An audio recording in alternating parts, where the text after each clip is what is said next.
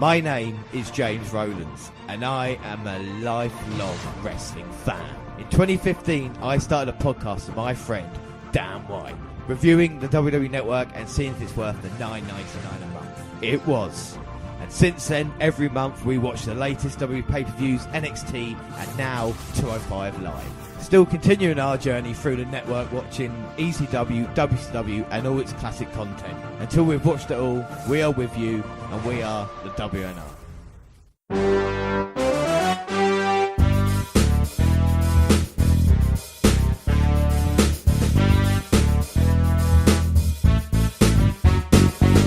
Yes, hello, I am James Rowlands, and as always I'm joined by Dan White. And it is the WNR118, or episode 118, NXT Takeover Brooklyn 3 live.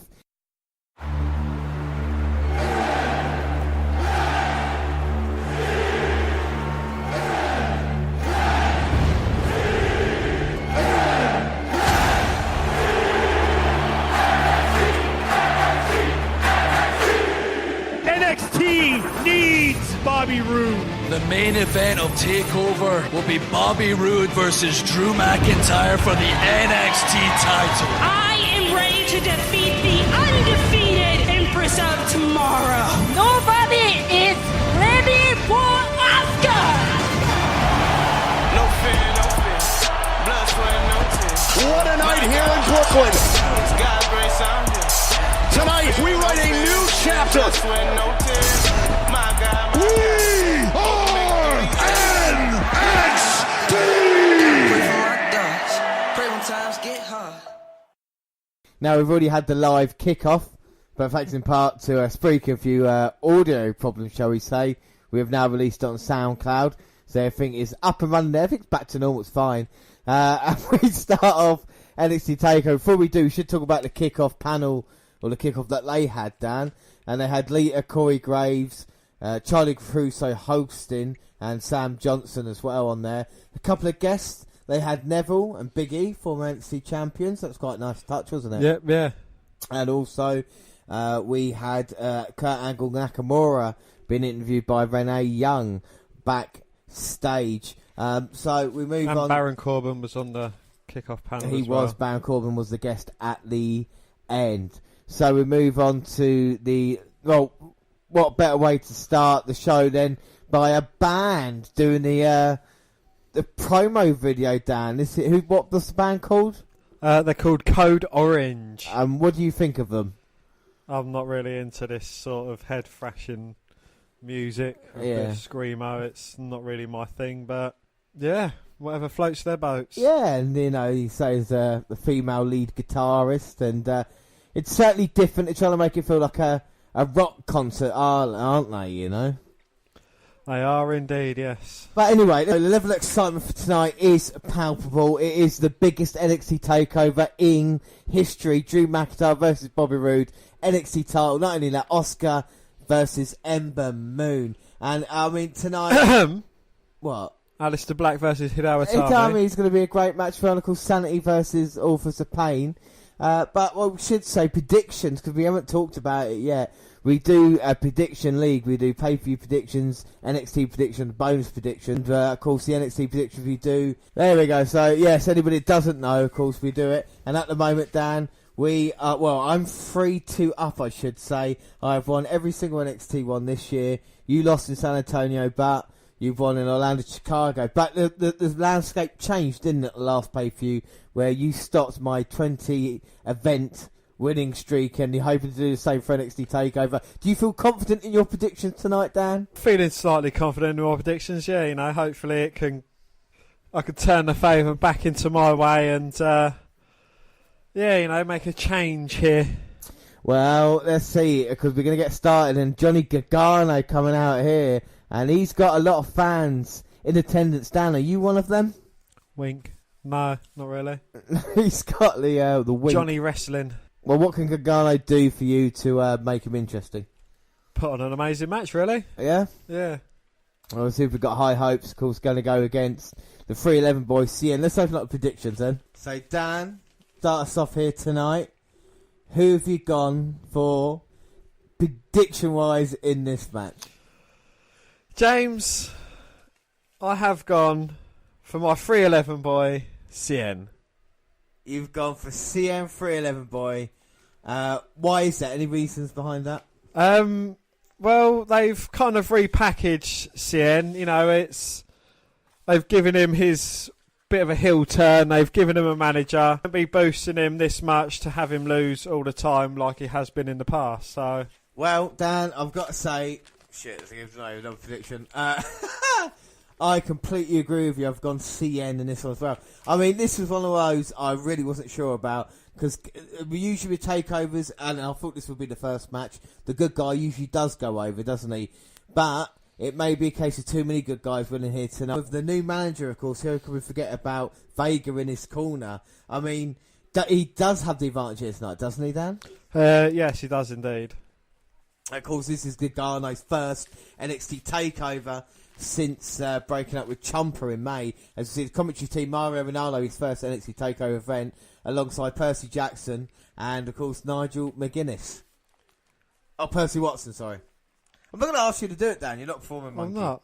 No, you're not. It wasn't. It's fine. It's fine. What have you thought of the feud in this? I mean, this is pretty thrown together, isn't it? These two men. Yeah, I think it is just a bit of a thrown together match. You know, there's not really much history. There's not really much personal about this match. You know, I think the Ruby Riott and the iconic duo match is probably a bit more personal than this. Yeah. Well, we're going to see if they can have a great match.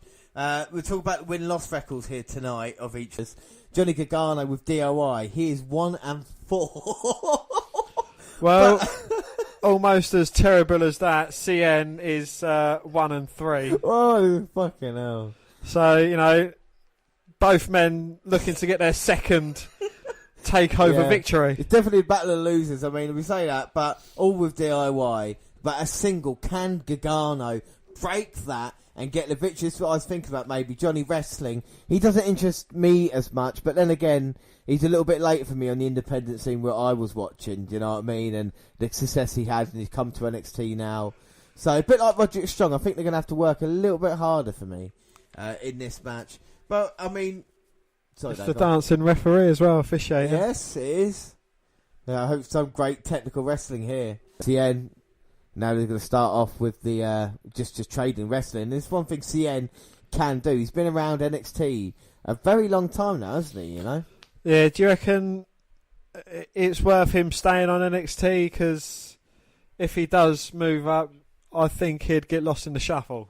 I think so as well, because he hasn't got like a really defined character yet, as in, I think that's what Vega kind of brings to the table, helps him out in that way, and hopefully see a bit more how good he is wrestling. You know, we've seen in his takeover matches how hard hitting and just really great he can be, but it's just personality wise. A bit like Gargano, now he's split with Ciampa. I mean, do you think they should have split up DIY? I don't know. I don't think they should have done.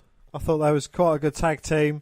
They had a few losses, you know, as you mentioned, 4-1. So, you know, Ciampa's probably half to lost record as well. I know he was Johnny Wrestling and he was a single star before he came into NXT. But I thought they worked well together. Yeah, I think they did. I think they're a really good team. And I think the shock value there was, and it's a shame with Ciampa's injury they couldn't carry on with the storyline. But I think DIY deserved their chance. And like we say, they kept the almost men, weren't they? And they should have really got that victory over Authors of Pain. No, CN's an almost man. Well, should have gone with the titles. And this again, CN is an important night for him. What I would like to see with Gargano, if I was maybe like booking him, would be trying to get that loser role right in NXT. They've tried it with like Ty Dillinger. They didn't end the story right with him. Do you know what I mean? With Gargano, if he to lose tonight and then Ciampa came back and look, it's your fault, you're the reason DIY kept losing, you know, you can't win the big one, and then eventually Ciampa versus Gargano, maybe even for the NXT title, you know, it's what they could do with Gargano, because if he was to go up as a single star now on Raw, even on maybe on 205 Live it might work, but on Raw and SmackDown, like we say, he just wouldn't get the time, would he, you know? Didn't they wrestle on 205? Gargano was in the CWC tournament alongside Ciampa, so Gargano could, in fact, do it. Do you think he's better off in 205? I think he would be, yeah. But then again, you know, in 205 Live, they've got a lot of faces. So for him to go down to 205 Live and then, you know, Ciampa to show up and say, look. Well, this is another reason why CN kind of needs a victory as well, doesn't he? You know, because he could be quite a good heel catch. And with Gargano, if they're going to go face it, go face it. You know, like I said, you need a good balance of good guys and bad guys. And I think a Ciampa-Gargano feud kind of evens that out a little bit. And CN, I think that's why he needs the victory more, you know. But who can he feud with? Apart from... Well, he could be... Gargano. If McIntyre was to win, right, then CN could be the stopgap feud in between, you know, because Rude and Strong will have their little feud as well, and then lead to the next takeover, maybe a triple threat match or even a fatal four-way, and get behind CN in that way, because, you know what I mean? But with his, you think Hideo Itami being more viable heel? Well, this is the question. I think Itami's character at the moment, we're going to get onto that in a little bit, I think it's the best I've seen Itami in NXT, and I think he would be a great challenger for McIntyre, but I think Itami still needs a little more work to do, do you know what I mean? I think he's still got a chance. And if we talk about year-end predictions, Itami, I think, is my NXT champion for the year-end, so that is the only one I can remember. Cool. Only one I can remember right now. But in this match, I mean, it's kind of a slow start, isn't it, Dan, you know? It is, yeah, you know, both men trading wrestling moves. I don't think it's got off to a high start, but I wasn't, no disrespect to these two guys, but I wasn't expecting too much from this match anyway. Yeah, exactly. It was a little bit, like we say, thrown together on the card. I think it's a good way to warm us in. Yeah, exactly. Yeah, it's almost like a kick-off match, isn't it, you know? Yes, and one of your favourite moves, a double clothesline, taking each man out, both men lying down on the mat. Oh, Vega checking on her man at ringside, of course, the former Thea Trinidad. Shen's getting back to it, and there's a few Gargano signs in the house here tonight.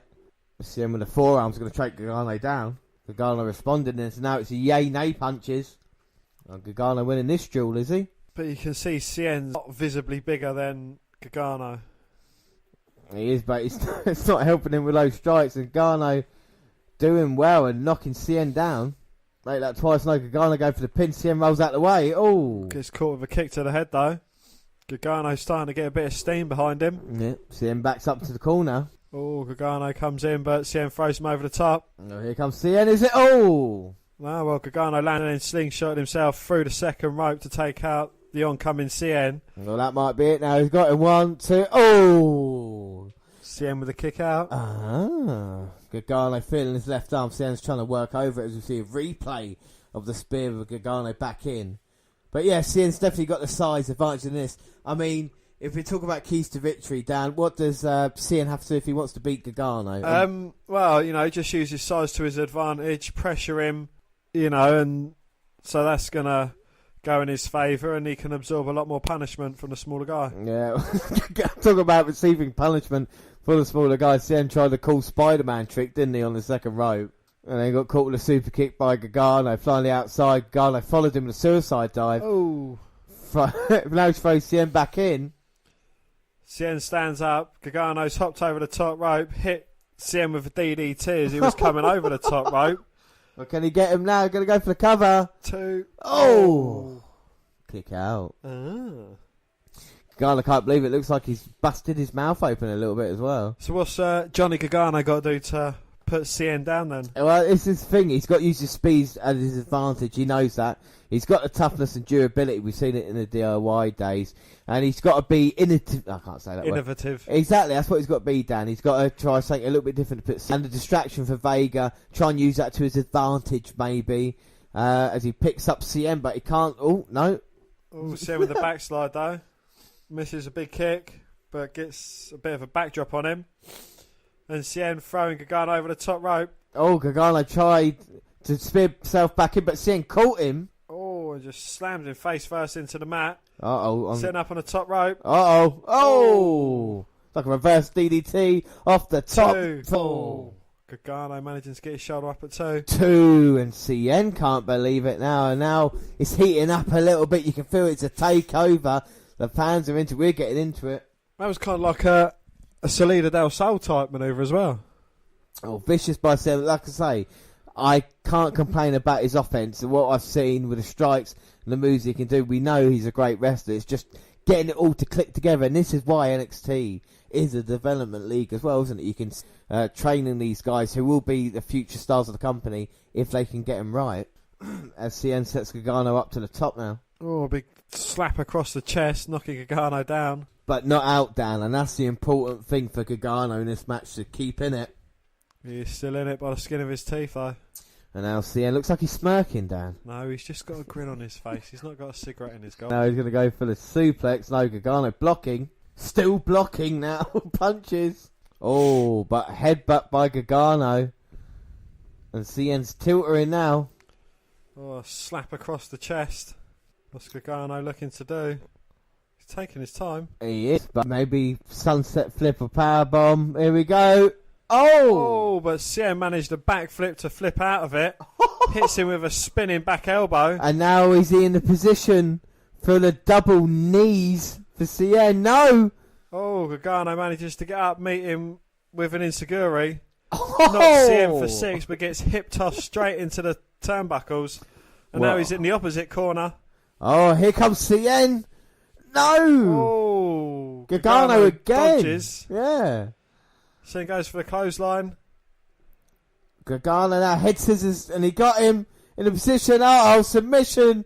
Gargano's beaten many a man with this. Come on, CN, get to the fucking bottom rope. It don't matter if CN wins or not. Oh, The no. same one. Gargano rolls him back to the middle, though. Will CN tap? Oh, no. He's gone for the roll-up. Oh, look at the... Oh, Throws yes! him into the corner. Come on, CN. Do it for the 311, boys. Oh! Double knees. Huge knee. He's going to go for the underhook. No, he's going to go for the pin. 1, 2. Oh! And the heart on Johnny Gargano. And the heart on Johnny Gargano there, and he manages to kick out. Oh, well, Vega can't believe it. CN can't believe it. I can't believe it. Gargano showing his toughness. And the fans chanting as well. What an unbelievable start to Takeover. Now CN trying to put Gargano away. Vega saying to him what to do. Uh-oh. Should have gone Gargano. CM pointing for the end. And look at this. Vicious knee strikes. And he's playing with him, and he's got to put him away. The knee strikes. Like we said, we know the punishment Gargano can take. Oh! Catches with CM with a super kick. CN goes clothesline, but dodging. And oh! Gets another super kick. He rocks him. And now Gargano picking CN up. Oh, he just throws him like a javelin into the second turnbuckle, and the second turnbuckle was like a javelin catcher, JR. Oh, I wanted it to be a perfect score. Now Gargano hyping up in the corner. Oh, wait a minute. Vega throwing a t-shirt. And what's a t-shirt? DIY! Oh, CM catches him unawares. Drop kick. Is it going to be the underhook DDT? Yes! CN! 1, 2, 3. Thank you, Vega. Prick. So CN gets the victory, and why I thought Vega would play a part in this match as well, because, wow, unbelievable. I think a massive victory, and DIY comes back to haunt Gargano yet again, down with that t-shirt in the ring. What did you think of the match?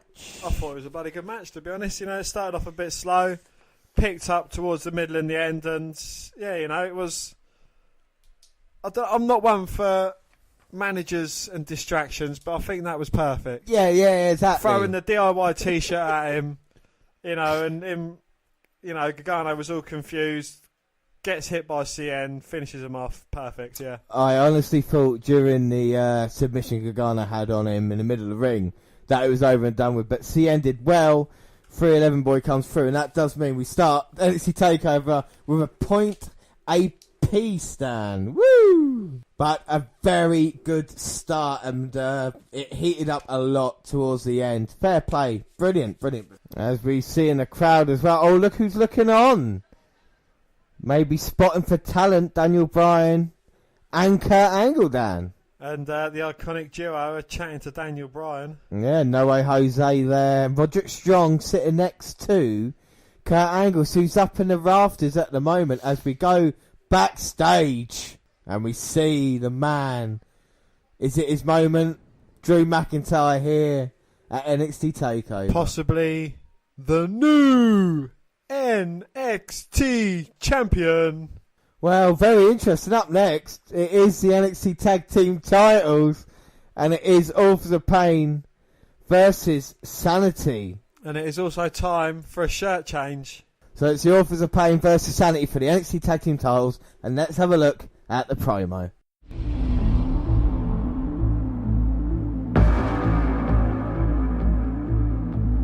The Book of Dominance has opened. Foretold the fall of past champions.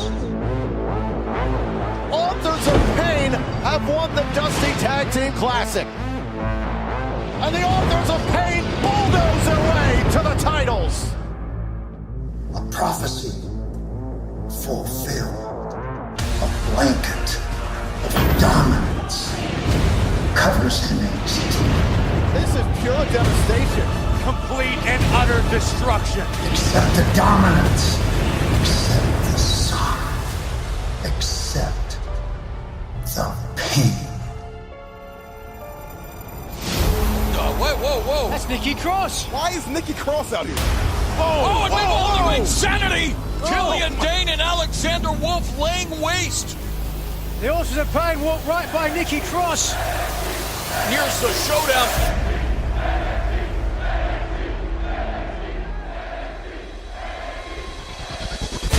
Oh, and it's on!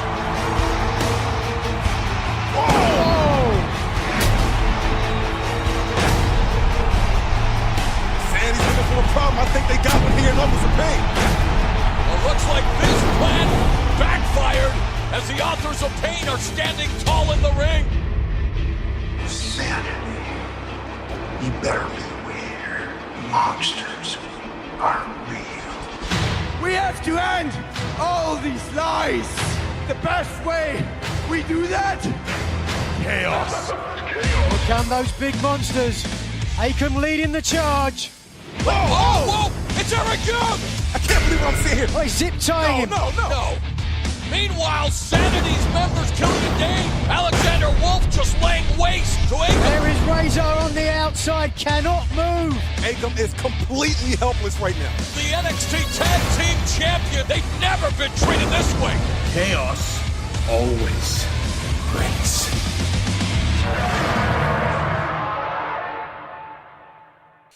Wow, so Dan, what did you think of the promo? I thought it was a good bit of build-up between the two.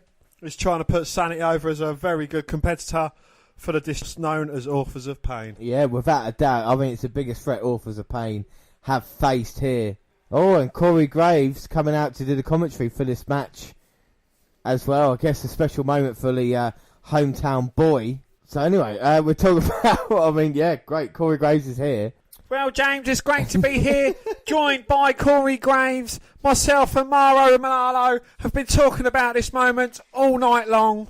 Well, we are having the NXT Tag Team titles now. We'll say, are Sanity the biggest threat Authors of Pain have seen? Yes. Because they've got the numbers in their corner. Easy Nikki Cross. They've got Eric Young, the monster Killian Dane, and Alexander Wolf as well. Well, you make a good case for Sanity. A team you didn't rate that much, but I think you're liking them more and more each week, aren't you? Well, they're starting to become what I thought they could be. Yes, yeah. And this is the thing. Is this the Sanity you wanted, Dan? I think it's a Sanity that everyone wanted. You know, I wanted them to be a destructive force, and I wanted them to kick ass. Yeah. You know, like the Shield, you know, like a dark version of the Shield, so to speak. Or a better booked Wyatts, if you know what I mean, yeah. Well, or anyway. A cross between the Shield and the Wyatts. A cross between the Shield or the Shias. So, anyway. James, who have you gone for in this NXT Tag Team Championship match? I struggled with a few matches, but not this one. I know they're trying to build up Sanity as a threat, but I don't think, I keep saying but, I don't think they will be because I have gone Authors of Pain. Of Pain. Because the Authors of Pain haven't let me down yet. Dan, who have you gone for in this match, my friend? Well, James, I'm a big fan of the Authors of Pain. As I'm wearing their T-shirt as we speak. And I'm wearing the Sanity top, yeah.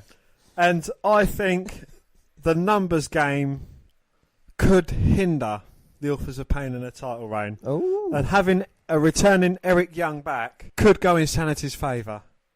But I too have gone for Authors of Pain. Authors of Pain. Was that say beneath it? War is our peace, yeah. No, it's exactly the same thing. Like, you try and build Sanity up to be a viable threat, but I just don't think it is. And then again, Eric Young and Nikki Cross might make something happen at ringside, but I still think Akam and Razor are the toughest, tag team going, And we speak about both teams, though. Sanity, we should say Young is 1-1 at takeovers, even though he won't be competing. And Sanity is a team who've only competed once, and that was in Orlando versus Ono, Dillinger and Ruby Riott, as Paul Ellering brings out the Authors of Pain. Look at them, they're in Batman gear. Wow, they look scary. Well, the Authors of Pain, they've had 3 title defences. Obviously won them all because they're still champions. They're 4-0 at takeovers, and they won the titles 28th of January against DIY at San Antonio. Yeah, so I'd like to say Authors of Pain have been dominant for the whole year now. This is going to be a killer confrontation. I can't wait, and neither can them. Neither can they. Of course, let's not forget Calm's the one with a tattoo, and Razor's with Dane at the moment. And Alexander Wolf's probably the smallest man, size-wise, even though he's probably got a little bit of height. And he started the tornado as first, and it looks like Calm's just sent Alexander Wolf over the top, and now are teaming up Killian Dane. I mean, and this is what you got to do, really. You talk about keys to victory in this match. The Authors of Pain have just got to be doing what they do. Oh, but wait a minute, Eric Young going underneath the ring, and there's this. Oh, he's got a table, Dan. Eric Young has got out a table here at Takeover, and this is broken down. Referee's counting. Well, it's not yet officially begun yet. Got to get me under control. Well, if they can take out a member of the Authors of Pain before this match starts. Oh, wait a minute. Yeah, Eric Young saying to Alexander Wolf, there he is. Oh! Oh, no, but I can't manage to fight out and get away from Wolf. Or can he take down the leader, maybe? And there's Razor getting his breath back. Is this match a start now? Here we go. We've rang the bell. And Killian Dane's still down on the outside. But like you say, Sanity, 3 members at ringside. But look at the strength. Yeah, but having Paul Ellering in your corner, is that not as valuable as having Eric Young and Nikki Cross in your ear? Well, exactly. And we've seen it on Friday night. WWE SummerSlam 25 years ago, Ellering came out on a motorbike, Legion of Doom, 25 years later, Dan, what's he doing? He's coming out with the AOP. Exactly. This generation, if they get it right, this generation's Legion of Doom. And I don't say that lightly either, Legion of Doom, Authors of Pain. I know, exactly. It's got the same beat to it, and Ellering knows this. It's kind of a similar meaning as well. But the question is that, will the Authors of Pain, at this moment in time, if they were to lose to Sanity in a couple of months, go up the main roster, would they be... I don't think they would. No? No. Why? I think their size goes with them. We've not seen a tag team like this for a long, long while. So, I think they could utilise them. Well, it could just because of their size as well, yeah. Well, their sheer dominance as well. It's not just their size. They are bloody good at what they do in the ring. Yeah, and Eric Young's just tagged his way into this match. Well, using the free... I mean, Killian Dane wasn't ready. Killian Dane never got up the apron, so Eric Young has. And now he's on the outside with a calm. Does this change the way our predictions go? Well, at the moment, Eric Young, like I said, 1-1 at TakeOver. I thought a calm was going to go follow him to the outside, but Wolf stopped it. And now Razor takes out Wolf, beating him down at ringside. I mean, all hell's broken loose in this match so far. It really has, and the referee's got no control. And Eric Young, crazed look, dragging Razor over the barricade. Well, if Eric Young takes away Razor, then a calm. No, that's, calm and Eric Young, and Razor's by himself. It'd be in a 3-1 situation. But Akam's just reversed Eric Young, thrown him into the barricade, goes to charge towards him, but Young moves out of the way. Akam hits nothing but barrier. No, they're coming back to ringside. This is just crazy at the moment. The Authors of Pain are beating up 3 men. This is how dominant they are, you know? I know Dane trying to get Alexander Wolf to his feet, and Eric Young beat down Akam, and Razor gets the... Akam throws Young up onto Razor's shoulder, and he gets slammed down. Well, that was good. And like we said, the Authors of Pain have impressed these past few months. They've had great matches, and they've carried their weight in it, you know, and even in this one, they're still having a good match at this moment in time, you know. It's incredible to think guys this size. And look at the replay, look at the power. And I think they work brilliantly together as well. They really do. They are like brothers. Well, standing there in Birmingham at Brighton with a member of Author of Pain in front of you and the sheer size of them, James. Oh, damn. They are big fuckers. Man mountain. And I said, you the man! And then you shat yourself because he looks at you. Punch me, yeah. He's going to eat me. Ooh, he's a big man, Daddy. Oh, he's a big man. Yeah, I mean, we talked about this in the build-up to this match. Who would be the heels? Who would be the faces? And in this match, you would say maybe Eric Young is turning into like the kind of the good guy in this. Because Wolf's playing 2-on-1, and Wolf's not had his way. I mean, Eric Young's been in this match now. You would say past 5 minutes or so, he's still trying to fight out, and every time he does, he just gets stopped. Do you think it's a big mistake substituting himself in for Killian Dane? It might be. It might be in the end, but at the moment, I'm not sure how any of these matches are going to go, you know. So it wouldn't surprise me if Sanity were to walk out as tag team champions, you know, with Alexander Wolf taking him down. But, yeah, I think with Dane not in there, it protects him, you would say, wouldn't it, you know?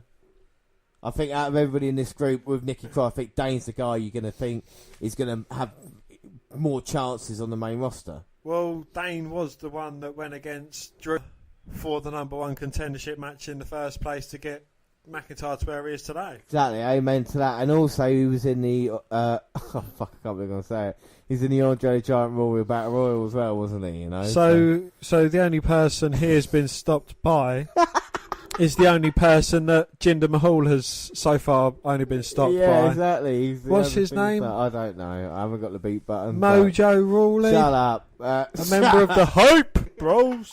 And Razor wearing down Eric Young. Eric Young fighting a submission. I'm not sure if the fans know how to react to this one as well. You know what I mean? We've seen it here. Who are you going to cheer for, really?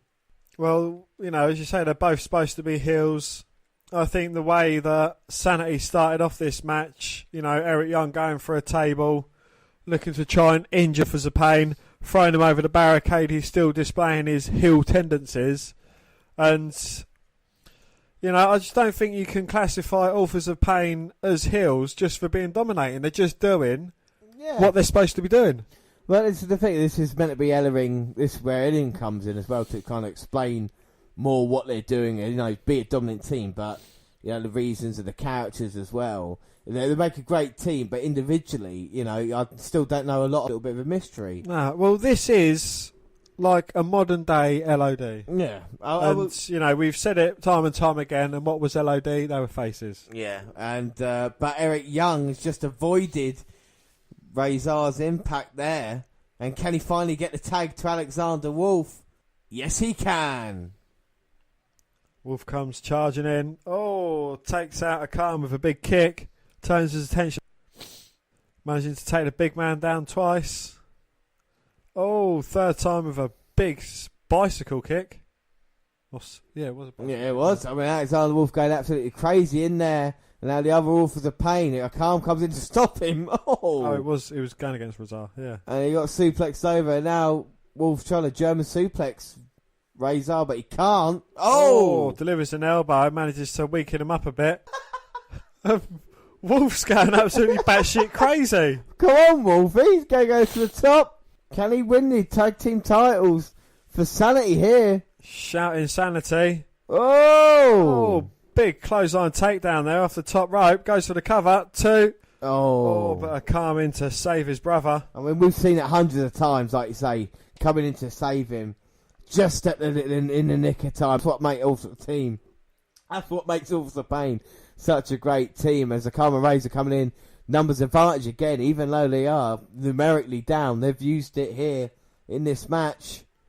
And, a neck breaker powerbomb combo. I thought that had finished Wolf off, but he's got some tenacity and he managed to kick out. Well, fair play to Alexander Wolf. They're showing his toughness after coming in and making a difference. He's a nutty cunt and all. He is. And now it's Razor back in. Khan's going to set him up on his shoulders. Oh, my word. A second rope powerbomb, perhaps. Yeah, and a Hurricane Rana sending a Khan off. Low bridges. A Khan sending Razor off. Low bridges a Khan out of the ring. And Razor now's in there. And Eric Young looking for by Alexander Wolf. Running neck breaker. Yeah, huge neck breaker there by Young. Gonna go to the top maybe for the elbow. I can't believe this. No. What? No. Razor managing to get to the top rope and crutch Eric Young. No. What? No. And Razor to the top with Young. Going for a superplex, but Young holding on for dear life. What? No. And Razor trying to hold him down. But the power, Power bombs his own man. Well, he wanted to powerbomb Eric Young over as well, but Nikki Cross held on to Eric Young. On the outside, Razor pushes Alexander Wolf away. Young with the elbow off the top. Goes for a cover on. And a calm again last second. I thought that was over then. Is that table still set up outside? Anyway, Eric Young can't believe the referee didn't count to 3. Dane's got hold of Wolf. Someone's going to get kicked off the side of the ring through that table. Here comes Eric Young now. Is it suicide dive? Taking out Razor. And here comes Wolf. Here comes Young. Yeah, here comes Wolf. Fucking hell. Throws his body through. Takes out Razor. He comes over the other side. Oh, sorry. He takes out Razor. He doesn't care. Look at Nikki Cross. Come on, love. Well, the fans want it. She's not happy. Oh, my God. Ellering doesn't want it, though. Ellering Cross is on, is it? Ellering pointing the finger. Who looks better in leather? Wow. Nikki Cross doesn't care. Ellering's distracting ref so we can't see it. Gets caught by a Khan jumping off the top. Here comes Dane. Cross bodies Cross and a Khan through the table. Oh my God, referee didn't see anything. Well, that's 2 members of Sanity down. But more importantly, that's a member of Authors of Pain. And now, is this the advantage they wanted? Oh my God. Eric Young trying to get Razor back into the ring. And Eric Young looking for the tag. Oh my, this is it. Sanity going to do it. No. What? What? No. I should have gone Sanity in this one. Because Alexander Wolf is going to set him up. He saw it before the net breaker. Hits it. 1, 2, 3. Oh my God. Sanity have beaten Authors of Pain here tonight, and I gotta tell you, I didn't see that one coming. Dan, Eric Young gets a victory. What's your thoughts? What? No! Wow. I really didn't see that one coming, and well, on my predictions, James, what was the last one I was stuck on? The only match I was stuck on was this. Ain't that a kick in the teeth? Well, you should have gone Sanity. And James, who's my tag team champions on my year-end predictions? Yeah, but it won't be the year-end. For Authors of Pain will respond by November. I thought it was a bloody good match. Very chaotic. I'm not too sure on the way they played off the distraction. Ellering distracting the referee from his own men getting injured. I don't see how that one quite pans out. But, you know, the way it finished, yeah, it was great. You know, they managed to take one guy out. They used the numbers to their advantage. But Ellering distracting the referee so his own man can get hurt doesn't really make sense. No, but I think it was I think it's definitely an enjoyable match. Don't get me wrong. You know, even though the finish was quite surprising, especially when he hit the 3. You're like, oh fucking hell. But I think DIY maybe should have had that moment. You know, fair play to Sanity coming through and getting it done.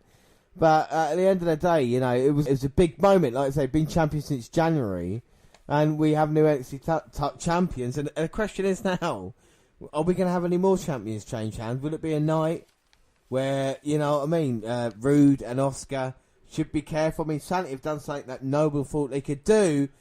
And wait a minute, and it's Kyle O'Reilly and Bobby Fish. Bobby Fish are taking out both members of Sanity. And don't you, superstar shake-up after Takeover, off the pain will go. Because we talked about Fish. Bobby Fish. And we talked about O'Reilly, and look at this, double teaming the kicks. This is definitely a statement by these two men. I don't think they want to pick a fight with the Authors of Pain, though. Well, they're not the biggest guys, but they're tough as hell. Red Dragon, as they were known. And this is quite the statement. What a hectic 10 minutes it's been. Wow, a suplex there with a kick to the back of the head of Eric Young, certainly making a statement to the brand spanking new NXT champions. And Bobby Fish is going to be one to watch. Takeover. Fucking fair play. Title change, didn't think was going to happen. And then O'Reilly and Fish come out here and put beating on these two teams as well. They're not over yet. It's got him a sleeper. Got him in a sleeper. One goes high, the other goes low. Definitely making a statement. Well, and we said in the kickoff, rumours about an NXT faction with Ring of Honor, a Ring of Honor faction in NXT. We might have seen it here right now. Unbelievable, Dan. Any thoughts on this? Bobby Fish. Wow, a statement was made. He's an ugly cunt, isn't he? Well, yeah, like stop looking in the mirror. German.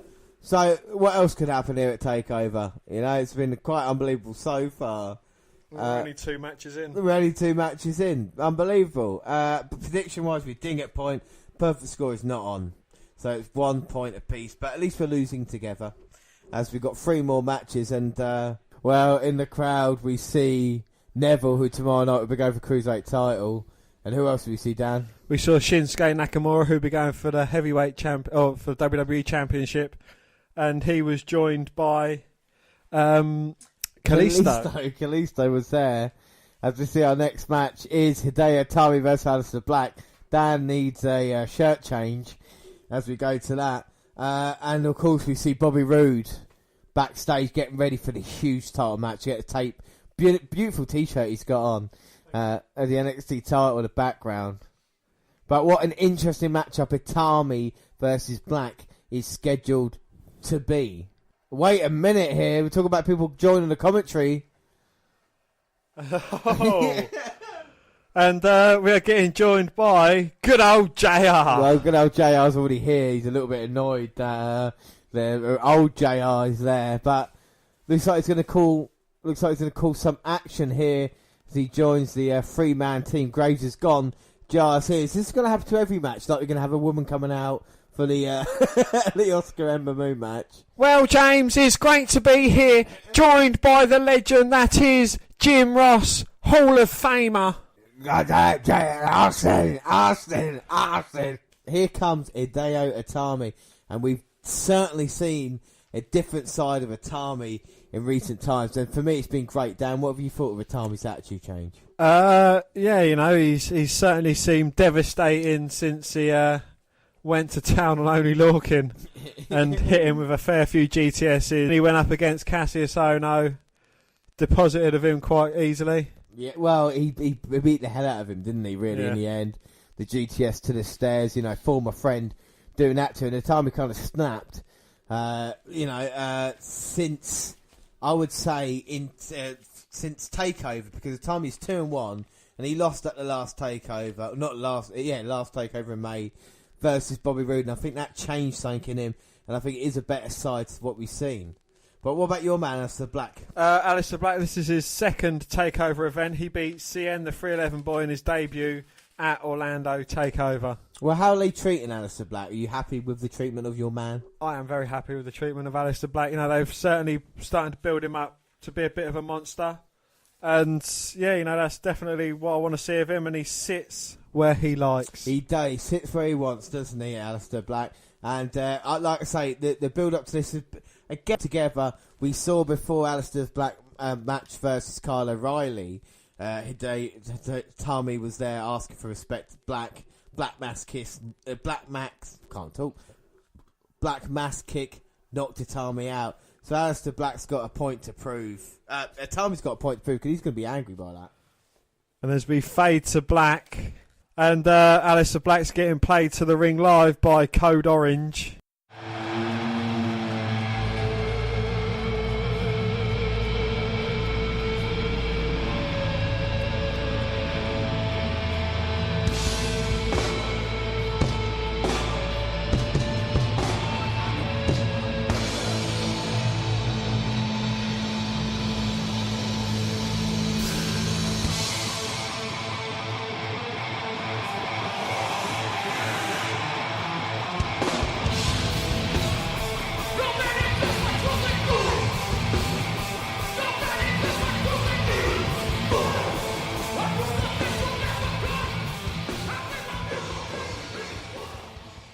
Well, you don't get played out, do you, really?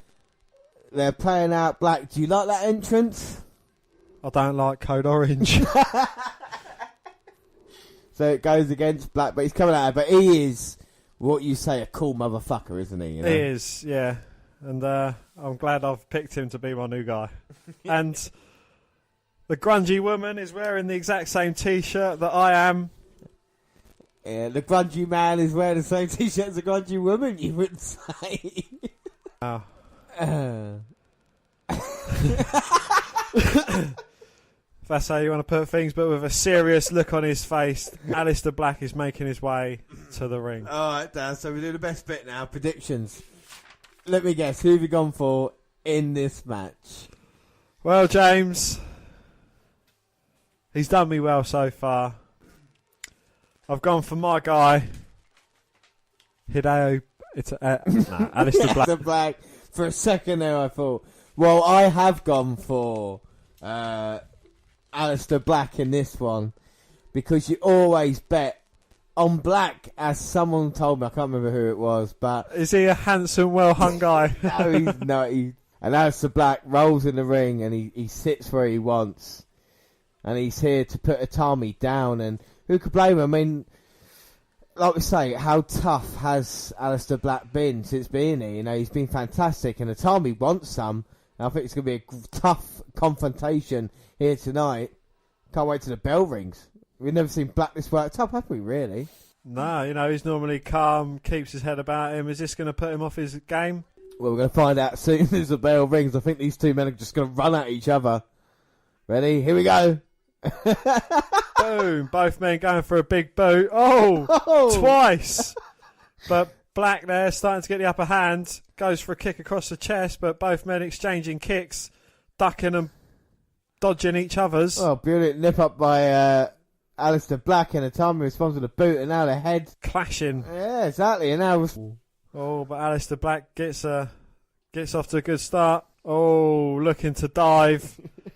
Springboards off the second rope and just sits in the middle of the ring waiting for Hideo Itami to attempt to attack him. Well, Itami comes in with a kick but gets caught again by Black. Oh, and gets caught with a kick to the chest. Black takes Itami down and now Itami up, and he's trying to get his breath back a little bit as well. Uh-oh. Itami goes for the strike, Black catches him. Oh, spinning back elbow there and a few kicks and knees from Black. Goes for the cover. 2. Oh. But Itami managing to kick out. Well, I think Itami in this match, if he wants to win, he needs to kind of avoid what Black is doing now. That's build any momentum up with the kicks. We saw this he had with Black just wearing him down, and Itami can accomplish that. Let's not forget Itami, the innovator of the GTS, had so much success before coming to NXT. He's been injury hit as it is, and I think Itami can beat Black here tonight. I think that you shouldn't count out Itami completely. And what do you think, Tyler Black? What What do you think Aleister Black needs to do if he wants to win? How dare you fucking insult him by confusing him with Tyler fucking Breeze, for starters? For fuck's sake. Could it be two more different fucking characters? Wait a minute. Atami just kicks Black on the top rope and going to the top now. Oh! And a beautiful leg drop. Now can he keep Atami down? No, he doesn't want to go into the punches. Sorry, Dan, you were saying about Black. I lost my train of thought there. I just got all angry when you mentioned Tyler fucking Breeze. What was your question about Black? What does he have to do if he wants to win this? He has to keep his head about him, realise, this is probably going to be one of his toughest matches to date. Just try not to let this overwhelm him. Try not to get sucked into Hideo Itami's, more kind of like a more intense game plan now. And just try to stick to what he does. And, he's busted open early on as well. Well, Itami's roughing up Black. See him's got a submission there, trying to squeeze his head. They're grinding the nose. Looks like the nose, a little bit of blood coming from there. Referee's got the gloves on though, just checking it, making sure he's okay to go. But it's going to stop the breathing, isn't it? And Itami, that's what he's trying to do. Try and wear Black down. Black fighting out of this now, no. Oh. Turns Black inside out of a big knee to the midsection. Kick to the back of Black. Well, Itami now is in control of this match, and this is kind of what we thought the way it would. This is kind of the way we thought it would go at this moment in time. Itami wearing it down, Black coming back. But I mean, it's a tougher test each week for Aleister Black. Like we said, there's hundreds of people wanting to challenge him as well in NXT, and seeing like Robbie Fish earlier, they're still gonna have problems with Black because they beat them both, didn't they? So yeah. Is it going to hinder him going into to try and take on Sanity or Authors of Pain for the NXT Tag Team Championships? Well, this is the thing. It's enemies, isn't it, for Aleister Black, first and foremost.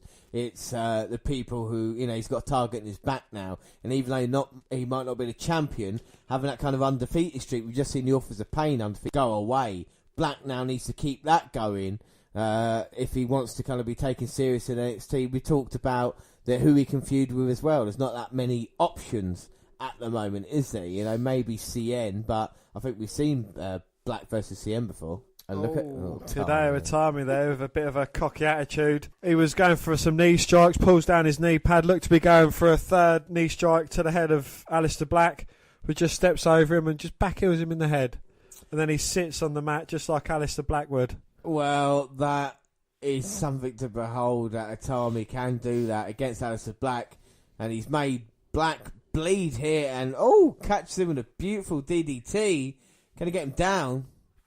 But Black managing to kick out. And Black's quite lucky though, isn't he? Because Itami's quite lucky though, because not only has he faced Aleister Black at TakeOver, he's also faced my man Bobby Roode at TakeOver, so he's quite lucky with his opponents, really. Kind of slowed it down so far. How would you book Black? I mean, where would you put him next after this? If he's going to win tonight, where would you want to see him come like WrestleMania time? I'd like to see him challenging for the NXT Championship, maybe looking at a move up to the main roster. I mean, not all wrestlers have to go through the NXT title to move up to the main roster. Yeah, that is true, and maybe too soon for some people like Apollo Crews or maybe even Tyler Dillinger's finding out now. But I think, Aleister Black's got that character where he was to debut on Raw. A bit like GPD, he would definitely find his place there. GPD last week beating down R-Truth. Wow, man, that's a big accomplishment for him. He's faced Finn Balor, hasn't he, since being on Raw, so... and we talk about Aleister Black coming back in this match, bleeding from the nose, but hits the kick on Itami, getting that submission. Big Irish whip there, throwing Itami into the corner. Springboard off the second rope. Hits him with a lovely moonsault. Goes for the cover, but Itami managing to kick out. And now is he calling for it, Dan? Does he want to get this match over and done with? Is it time for the Black Mass kick? Itami manages to get up, tries grabbing Black with a waistlock, but gets hit with an elbow, thrown into the corner.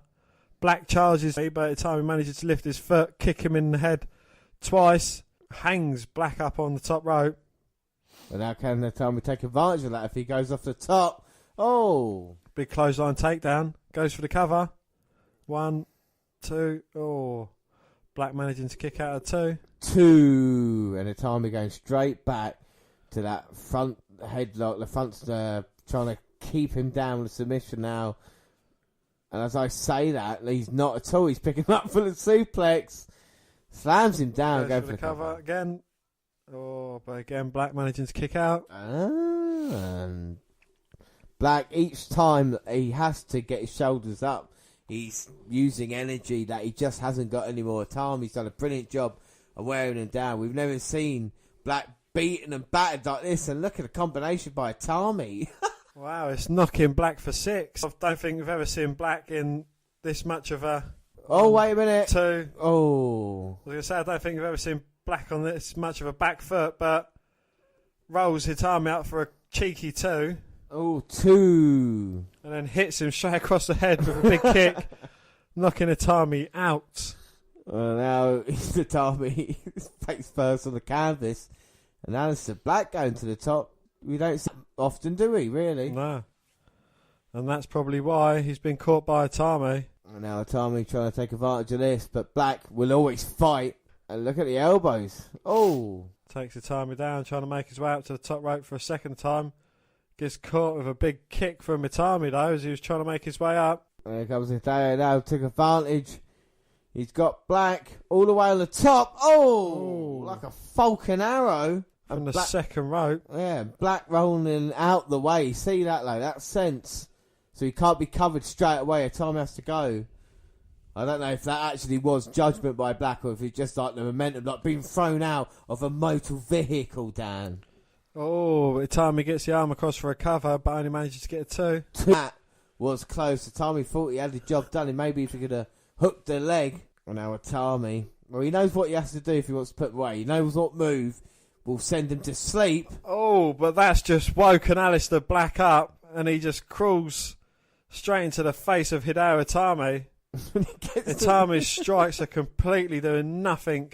Oh, he gets to his feet just now. Yeah, like you said, it's a kickoff. For a strike between Black and Itami. Both men are just going crazy, punching the shit out of each other. Oh, Black going for the kick, dodges. Oh. Gets caught with a spinning back elbow from Itami, and another strike. Oh. Knee by Black, but Itami turns it into a suplex. 2. Oh, Black managing to kick out. Oh. Come on, Aleister. Well, fair play Hideo Itami. He's shown, I think, maybe more in this match than he has in a very long time in NXT. And he's beaten Black bloody here in this match. He's getting beaten black and blue. And Itami looking to put away Aleister Black. And the fans involved in this one. Here comes Itami. Double foot back of the head, comes flying in. Lifts down that knee pad's going to set him up for the GTS. Oh, here we go. Itami is going to stop another... Well, I say he's going to stop another. Another undefeated streak is going to come to an end, is it?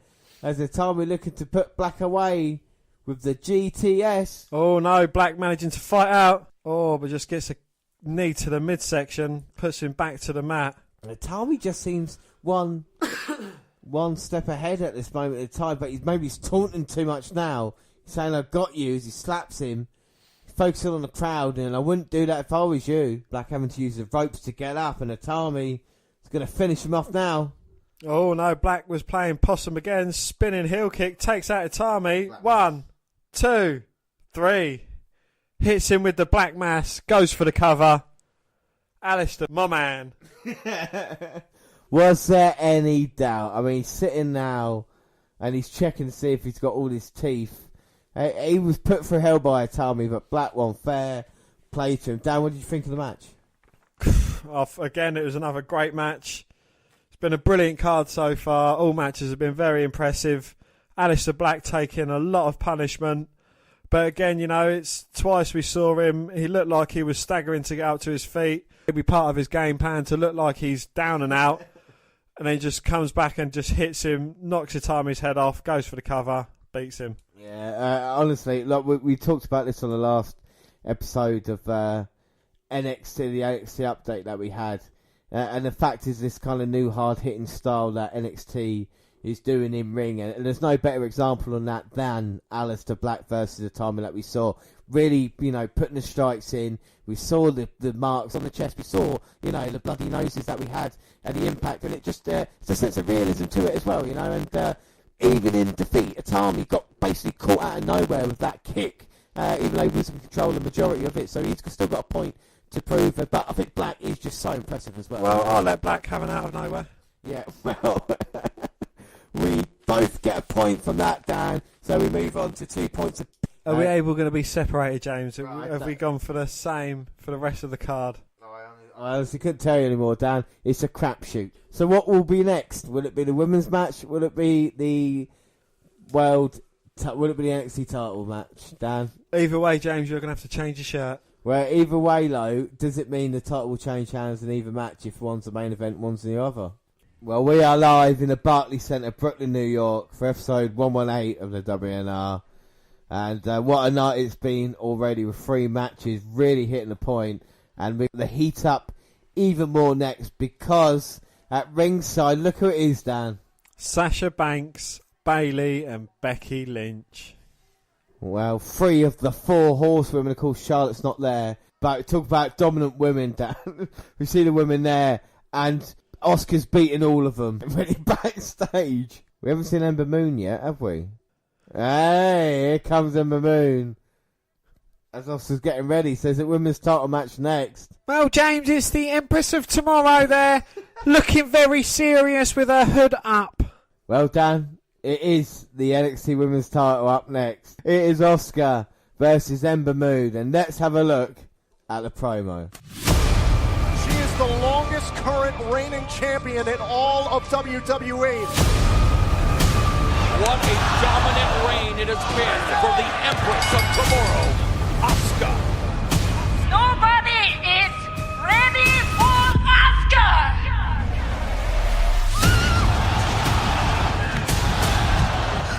Did you see that? Nobody can stand with me. It's mine!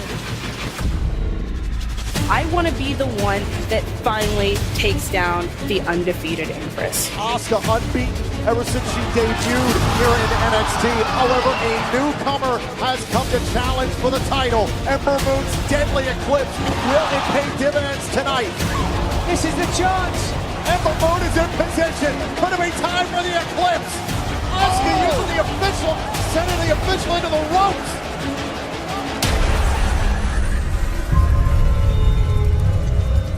To me, Asuka is nothing more than the most difficult puzzle I have ever had on my warpath. And every time I think that I got the puzzle solved, she changes it.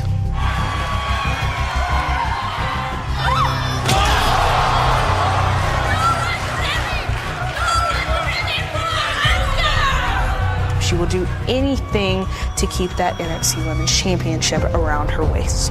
I'm still champion. But you know what? Time heals all wounds. But battle scars last forever. Ember Moon shining bright in the NXT arena tonight. Perhaps there were question marks after the injury for Ember Moon. To me, no questions anymore. I want Asuka at Takeover Brooklyn! You are considered to be one of the most dominant champions that has ever set foot in WWE. But one thing sticks out to me. You've only taken shortcuts with one person. Me. I've beaten Ember before. I will beat her again! Again!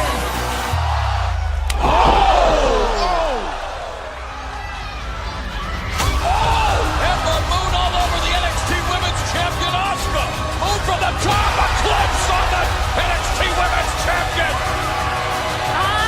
Asuka, I am going to end your undefeated streak to become the next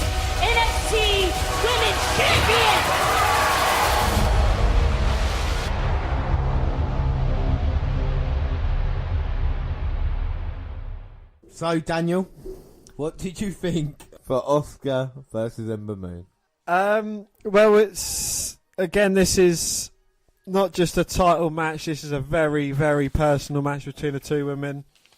It's been a very long time coming, and I'm very excited for the match. It's been a very intense promotion. Before we get onto the match, before we get onto the serious stuff, Asuka versus China, who wins? You're talking about China, a competitor who has fought men, who has been in a Royal Rumble, who has held the Intercontinental Championship. But then again, she wasn't that dominating, was a women's champion. Ivory beat her. Exactly. But then again, she did fuck herself up against Ivory, broke her neck. Right. Yeah, she broke her neck, but no one's beaten Asuka. No one has beaten Asuka. Asuka's undefeated. She's surpassed Bill Goldberg's undefeated streak. She keeps going. Dan, there's merchandise T-shirts with Asuka undefeated on that I'm wearing right now. Asuka said during kickoff, Triple H wanted her. The reason for this is she's the anchor of NXT. We all thought it was Balor. We thought it was Nakamura. Thought it was maybe Joe. It's Bayley. No, it's Asuka. She's been the ever-present in NXT. We talk about that, Dan. Right. Ember Moon. Right. Ember Moon. Right. Ember Moon is 1-1 because in Orlando she lost to Asuka. What about? Well, she has had 5 title defences at NXT Takeover since she won the title against Bayley on April the 1st, 2016. I don't think that's that many.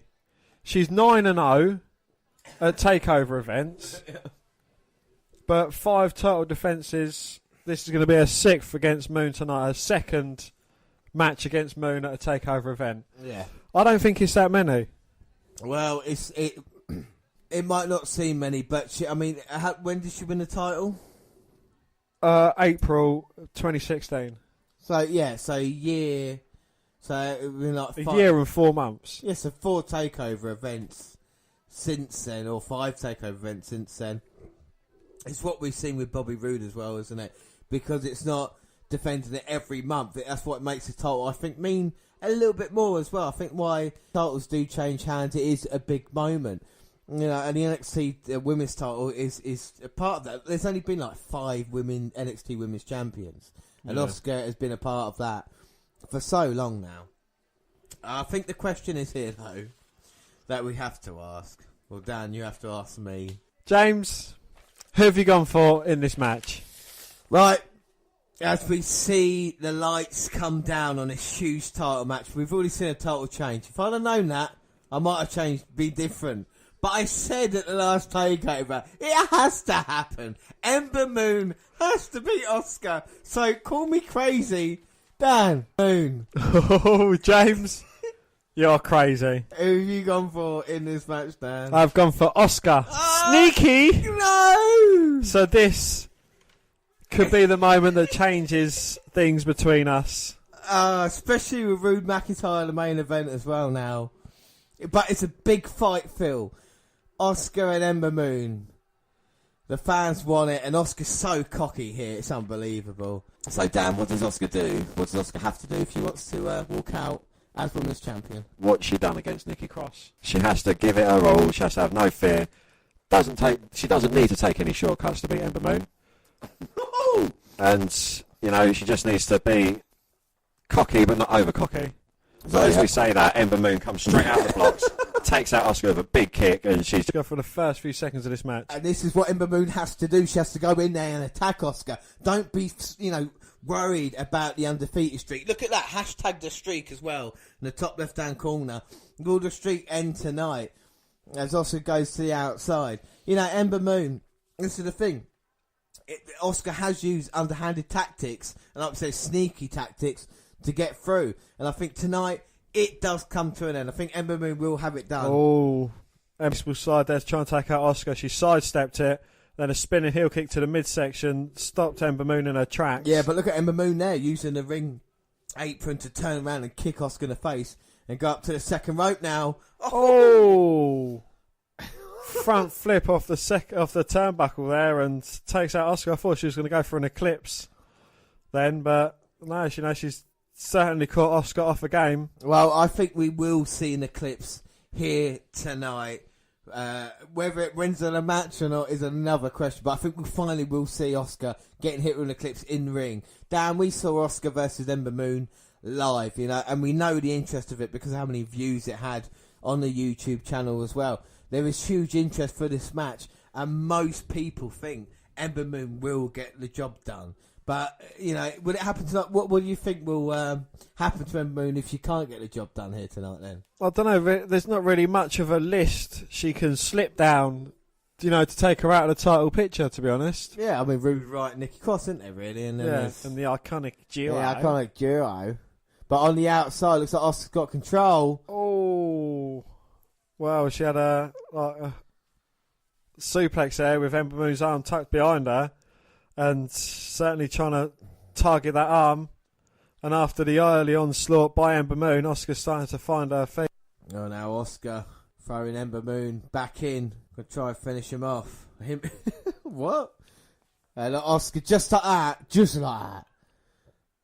Ember Moon started great, had a great couple of minutes. Asuka with that kind of 1-2 moves, straight back in control. And this is what Asuka does best, isn't it? Working over and just playing, basically, with her opponent, So we know Asuka could hold her own on the main card. What about Ember Moon's a difficult question, isn't it? I've liked what I've seen for Ember Moon, but it's a case of, is there too many similarities to Naomi at the moment? I thought you was going to say Naomi. What is it, because they're both black? No, well, yeah, in a certain way. They're both black, got both long hair, both do athletic moves. I know Naomi comes out in the, in the glow attire. And don't get me wrong, I know there's a lot of white women who look the same as well who do it, and that's why some little kids do get confused, The Moon is a very, very good worker, I think she was trained by, Booker T and stuff, so I think and Asuka now trying to work Ember Moon away, and Ember Moon getting out of that with a hip toss, but the arm again coming into play for Asuka,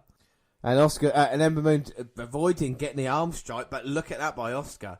Kind of Russian leg sweep without the Russian. Without the side and the Russian. Yeah, without the side Russian. Just a leg sweep.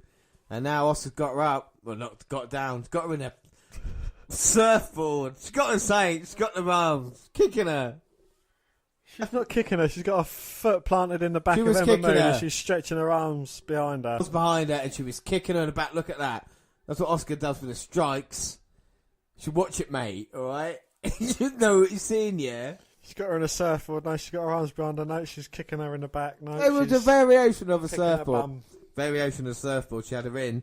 Now she's got her up, holding her, and Ember's trying to fight out of this, using her legs to get out of submission, but Asuka cuts her down to size. Look at this submission by Asuka. What's it called, James?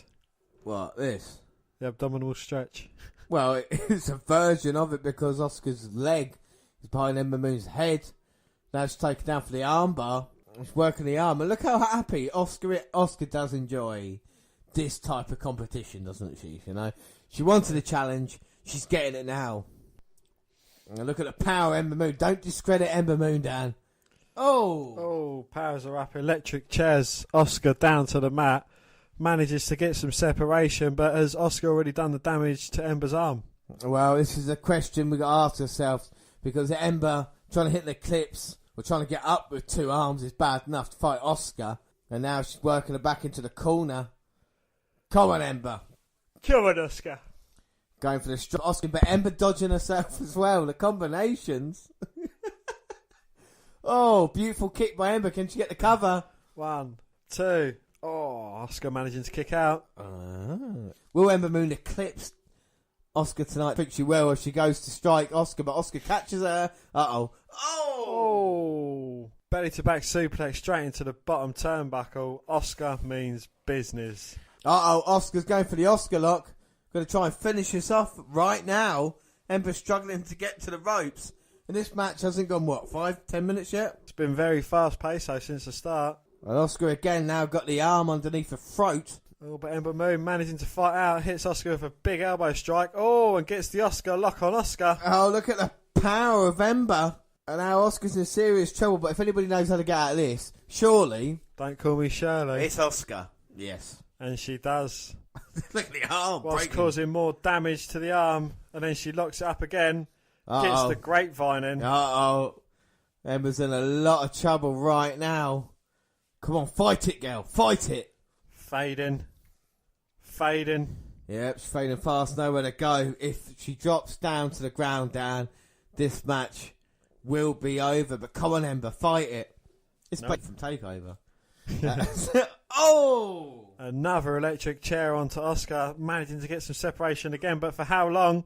And Ember with a cheeky roll up there, taking Asuka down. I think Asuka tried to do a submission. She nearly got caught out there by Ember, but Ember, look at the huge forearm knocking Asuka down, and now can she summon the power to get up to the top and a clip here tonight?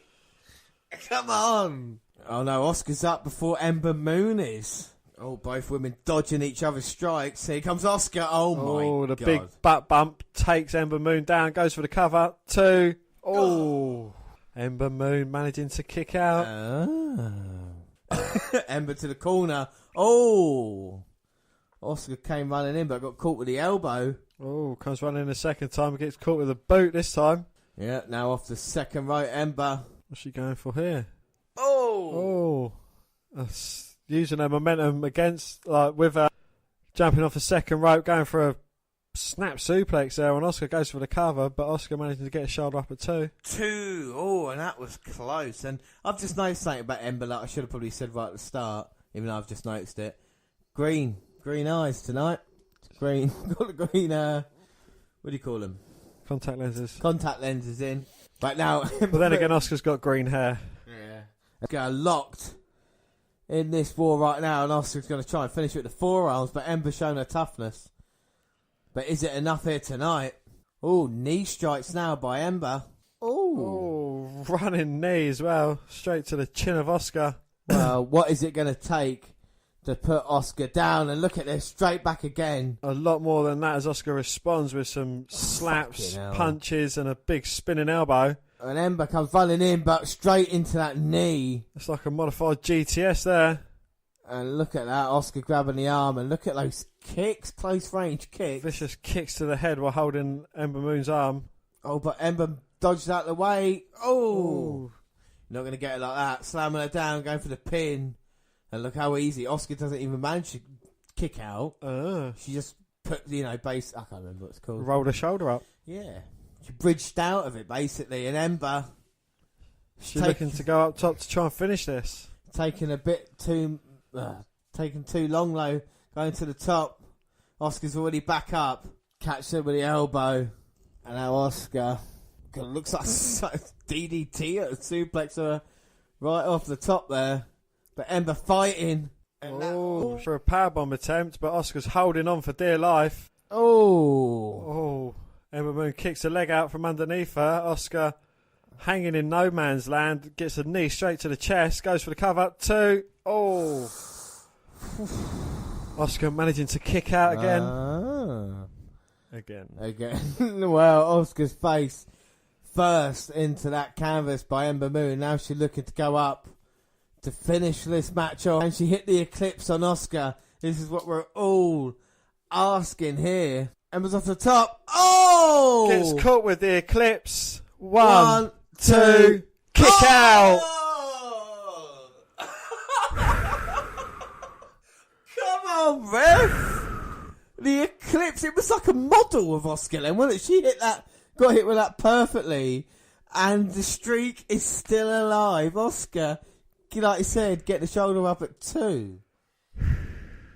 Fucking hell, Dan. Well, you went then. Yeah. My bunghole was puckered. Well, Ember, we asked if the Eclipse was going to be hit. She hit it. It couldn't keep Asuka down. Unbelievable. And she hit a picture perfect. And Asuka went down. She sold it perfectly. And Ember's going to go up again. She's going to go for Eclipse number 2. Oh, look. Asuka's got the referee. Don't DQ him. Flying cross body. Asuka rolls through. She's got the tights. No, referee noticed the tights, though. Referee noticed he was pulling the tights. You can't say fairer than that. No cheating there. Asuka got found out by the referee. Oh, gets caught with a super kick. 1, 2. Oh, for fuck's sake! Asuka managing to kick out again. What will it take to put Asuka down? Tried to cheat, got caught out. Took her head off. Kick out. Fuck the fuck. Oh, NXT chance. NXT. Oh my word. No one has come this close to putting Asuka away. Whatever happens now.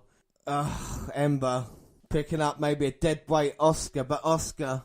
Oh, here we go. Asuka catches her with the armbar. Cross arm breaker. Can she get it locked in? Can she break the arm? No, Ember pins her. Oh no. Asuka locked in. Tap, you bitch. Tap. Tap, you motherfucker. Tap. Don't tap. tap. Tap. And Asuka's got Ember. Ember's got her shoulders. Come on, Ember. Tap, Ember. Hold on. Hold on, Asuka. Who think you got? No, she's out. Oh. Yes!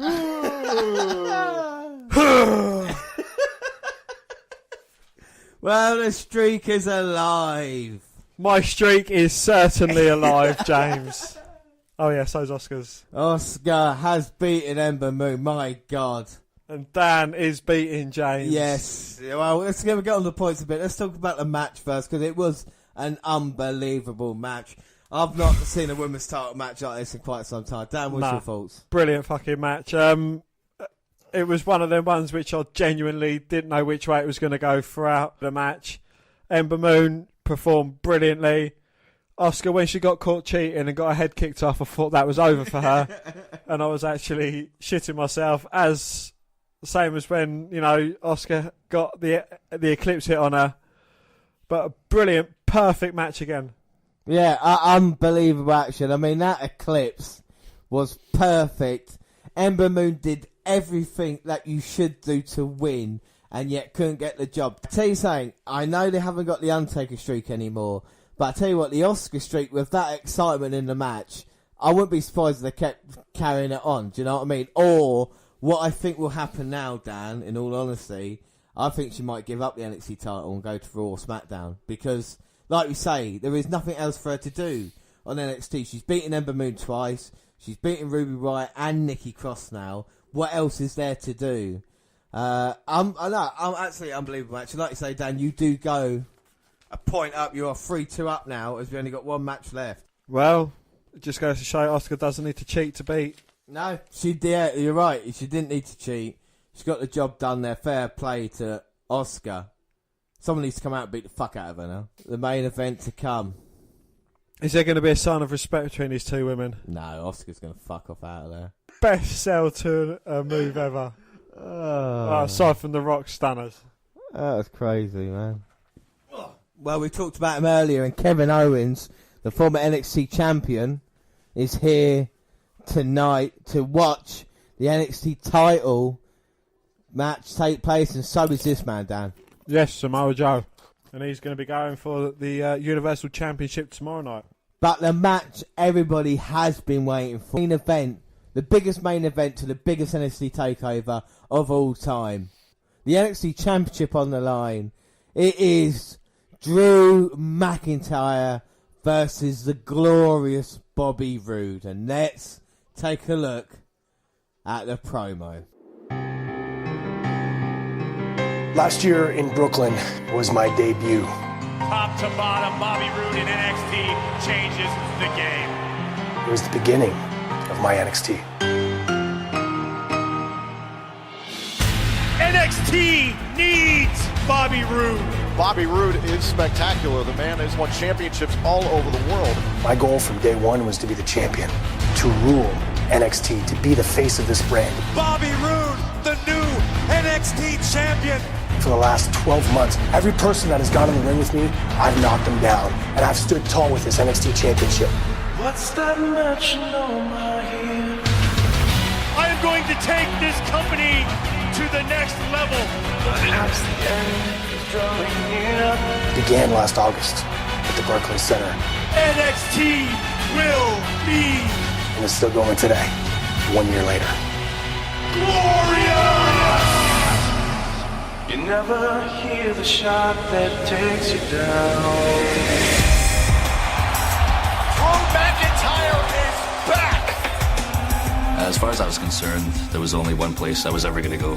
I could have signed anywhere in the world, but I don't want to be anywhere else but right here in NXT. It was the right time to come back here, and it was time for me to go and fulfill the prophecy.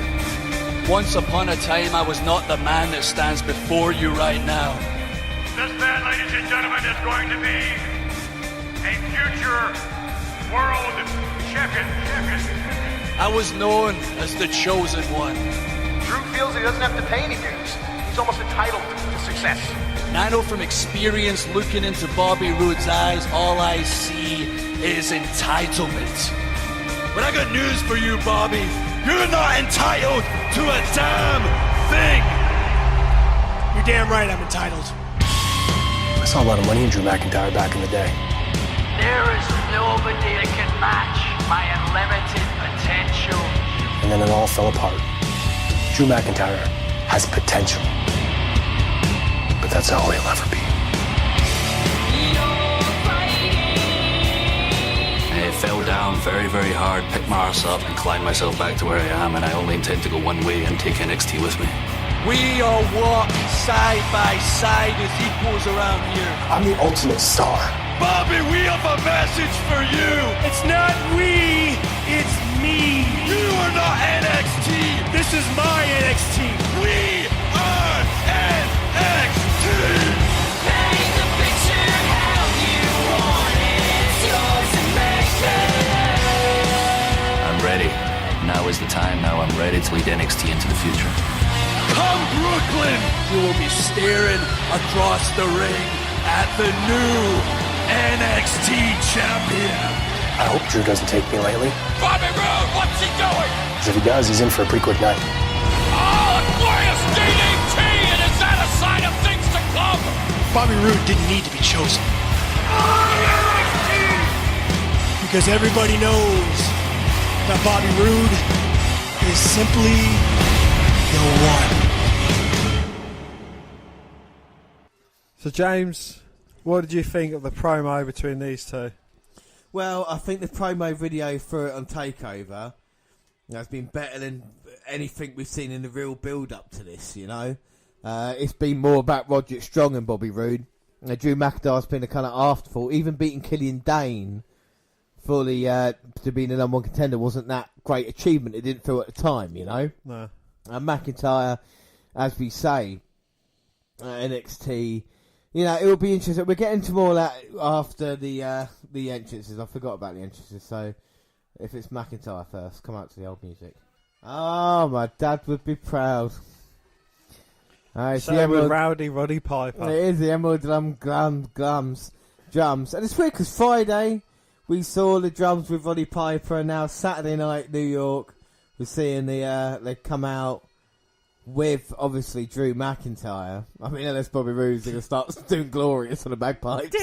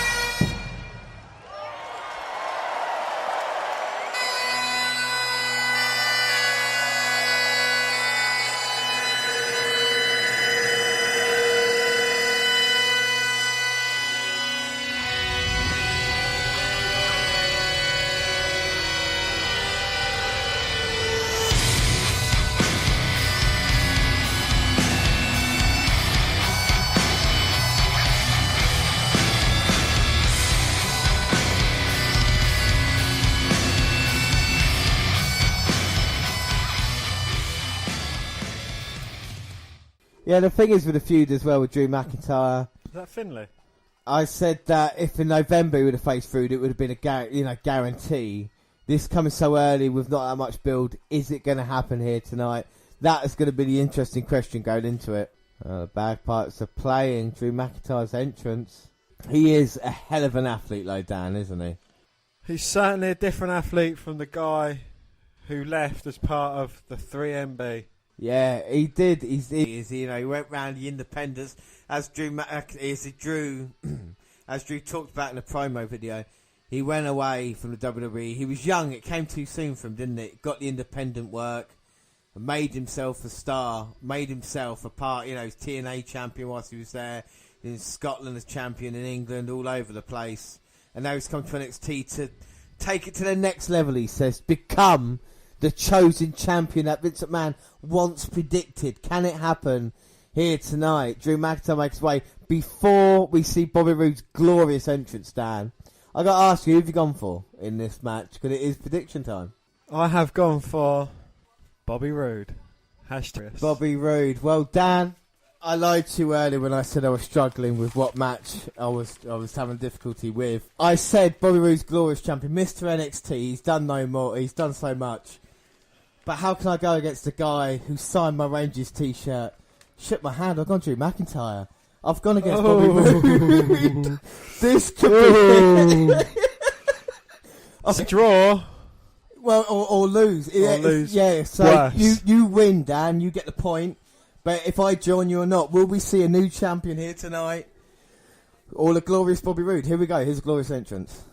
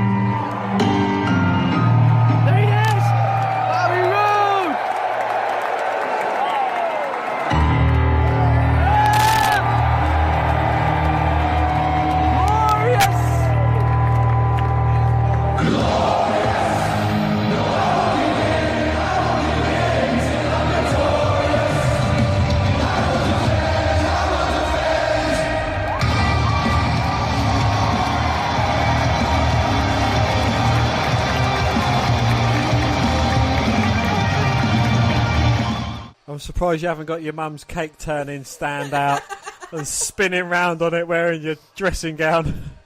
Well, if I could, I would. You got Gibbo blowing a vape. As we see Bobby Roode come out here, Dan, I dare you to find me a better entrance tomorrow night to compete with this. This is glorious. This is what a champion should be. The reigning, defending NXT champion. Do you know what Finn Balor's doing tomorrow night? Yeah, I know the Demon's coming. I know. That was your argument. Fair play. But at the moment, glorious. Randy Orton standing there with his tight ripped body. For fuck's sake, James. Sierra, Hotel. Do you think the Shield will come out as a Shield? Bobby Poo. Best sign of the night. We found Dan's level as Bobby Roode comes out here. How can you bet against Bobby Roode, a man who's so good in NXT? He's completely changed the landscape, Dan. I mean, Bobby Roode, well, we talk about it, he is 5-0 at takeovers. He won the title San Antonio January 28th, beating your man Nakamura. He then went on to beat Nakamura again. Oh, he's my man because he lost. Thanks, mate. And he beat Itami in Chicago. He's also beaten Ono and Roderick Strong for the NXT title on NXT TV. You know, Bobby Roode is an unbelievable guy. Don't get me wrong. And McIntyre, what's his record? McIntyre is 0-4-0. This is his first takeover. This is his first takeover event, and he's in the main event. Yes, exactly. And how big is that for McIntyre? That his first takeover in the main event for the title. Who can say that, Dan? Who can? Drew McIntyre can. Look at these two men across the ring. The biggest takeover main event in history. Well, James, more importantly, every single T-shirt you've worn tonight has produced the winner. It has. Will the Bobby Roode one I'm wearing do it now as McIntyre gets introduced to a good response? You would say Bobby Roode made more popular. I can't believe you're doing Bobby Roode, Dan. A year ago you would have killed yourself. And don't forget the glorious Bobby Roode, Dan, debuted a year ago at NXT Brooklyn 2. But he's facing McIntyre. I can't go against Drew McIntyre. So, Dan, what does Bobby Roode have to do if he wants to walk out here as NXT champion? He has to be glorious. You're finally on the glorious train. I knew I'd make you a believer out of Bobby Roode. It was a grand scheme planned by me. Well, no, it's just because points mean more to me than beating you at an NXT Takeover event means more to me than supporting either Drew or Robert. But look at that. Look at Bobby. Doesn't even... Look at the size difference in McIntyre. Must be a foot taller. Will that faze Bobby Roode here tonight? No, because he's glorious. Well, McIntyre's got to use his power, got to use his speed, got to use his hard-hitting offense that Bobby Roode doesn't like to do. He's got to avoid Bobby Roode's time-wasting and his tricks. If anybody knows Bobby Roode, it's me, you know. And I've been watching him, seeing what he's doing in his title defences against people. He hasn't needed outside interference. He's taken advantage of mistakes. What McIntyre has to do tonight is not make any. And if anybody if there's anybody I know that can do that, it is Drew McIntyre. In a big situation, this is his first chance to go forward, and I think he's going to get the job done. As Bobby Roode now going to get a side headlock, but he's not going to hold it on for long because of the power of Drew McIntyre. How does it feel? No, because I'm in a bit of awe, but knowing that you shook the hand of a guy that's hitting Bobby Roode. I know, it's unbelievable. Well, that man, Drew McIntyre, sends Bobby Roode to the outside and then takes in one knee. Because I too have shook the hand that's hit Bobby Roode. Yeah, I know you shook Drew McIntyre's hand. But Dan, imagine, right, McIntyre beating Roode now and then maybe in January, McIntyre versus Black for the NXT title. Well, that'd be a good match, wouldn't it? Well, if McIntyre wants to lose his title that quickly, then fair enough. So, Aleister Black versus McIntyre and Roode, you're back in black. I'm back in black. Always bet on black, James. Well, Roode can't get away McIntyre at the moment. McIntyre using his power. But as I say that, Roode dodging, hitting the chops. And now, beautiful. Glorious. Just like that. It's not quite out of nowhere because Randy Orton would have hit an RKO from that. Well, Roode hit McIntyre with the glorious DDT on NXT. Man, really saying that close. Is it Drew's destiny to win tonight? Dan, you don't seem to think so, do you? I don't know. I think Bobby will be in for a rude awakening here tonight. Now, how would you book Drew? Well, I'll tell you what, not like this. You know, I would treat him more like Aleister Black. I know we spoke about him a lot. But just that kind of toughness to treatment, more victories under your belt as well, you know, and more high teams to beat. Yeah, and having the right moment, so when you do win the title, the fans feel they've been on a kind of journey with you, and they accept you as a kind of the next guy. Because the last thing you want to do is be a good guy and then start getting the boos, especially for NXT. You haven't had that yet, you know what I mean? Finn Balor was a good guy, yet he stayed on that line, didn't he? It wasn't like, oh, you don't deserve it. It was like, you're one of our own. McIntyre being so big and being like a rock star as well, do you know what I mean? Because he was in 3MB. Well, exactly. he looks like a rock star. He looks like a movie star. And the thing is, people won't feel like, oh, I can relate to him, especially being Scottish as well and usually like kind of heel outsider in America. But at the moment, Bobby Roode is struggling to deal with the power of McIntyre. We've seen this. Suplex to the, the hard canvas to the outside. Oh, but it's been all Drew McIntyre so far. I mean, Bobby Roode's got a bit of a look in, but McIntyre's been on the offense for our majority of the match. Yep, and this is what we want to see. McIntyre keeping on Bobby Roode. Oh, and the power coming back to haunt Drew a little bit there. Oh, throwing Bobby Roode straight onto the ring apron. Roode coming off with a crossbody, but getting caught by McIntyre. Oh, he's got him up like a javelin. Oh, trying to go face first into the ring post, but Bobby Roode with the backside there, trying to throw McIntyre into it, but McIntyre stops dead in his tracks. Oh, and then 2 big back elbows by either man and McIntyre. Oh my God! Swinging backbreaker there, dropping Bobby Roode straight on his back at the edge of the ring apron. That's got to be sore. And the thing is, like I say, Bobby Roode's taking an awful lot of punishment in the early going, and that was a hellacious move on the side of the apron there. And now McIntyre off the top, but Roode stopping that. And Roode always knows where he is in the ring. And you hear the crowd as well chanting. McIntyre, Bobby Roode. You might say Roode's got the advantage as he stops the suplex into the ring there by Drew McIntyre. Oh, swinging net breaker through the second rope up on the middle rope. That's got to be nasty. Well, it is nasty, and this is the moment now where McIntyre tries to fight back after Roode has had his moment, and I think that net breaker might turn the tide a little bit there. It definitely gives Roode a chance to get his breath back. And you've got to remember as well in this match that Bobby Roode doesn't have to pin or submit Drew McIntyre. He just has to come out here as NXT champion. He can be DQ'd, and now he's on the apron. He's going to run towards McIntyre. What the fuck was that? Takes him off with another swinging net breaker. Oh my God, and to the hard mats on the outside. And how thin are those mats, Dan? They are wafer thin mats, barely 2 millimeters thick. Oh, and now Roode kicking McIntyre. So, James, the question on everyone's lips, will Roderick Strong play a part in this match? Oh shit, did you do a bonus prediction? Yeah. What was it? It can fuck off. Camera shot of Adam Cole. Oh. Roderick Strong to get involved in the matchup. But why would Strong want to cost Roode the title when he's got a potential match coming up against Roode? If he wants to get match against Roode, then it would be for the NXT title. Because it's personal. Surely. Don't call me Shirley. It's personal with Roderick Strong.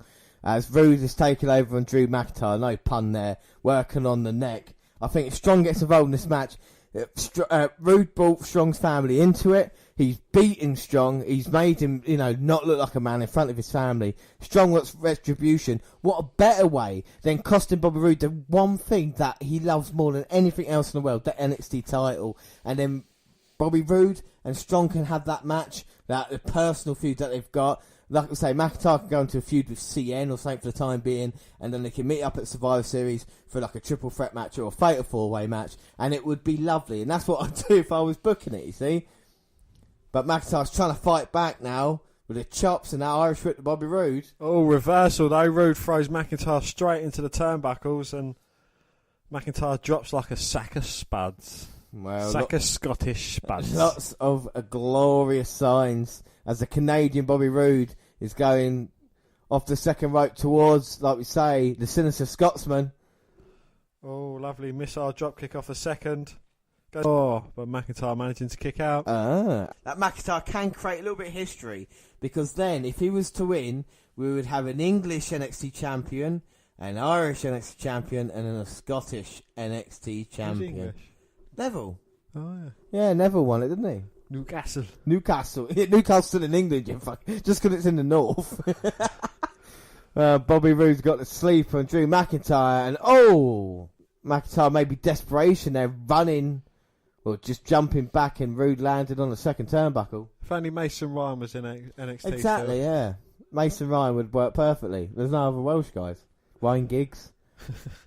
And Roode kicks McIntyre off. He's going to go against the ropes. Oh, was that belly to belly there by McIntyre, throwing Roode over the top?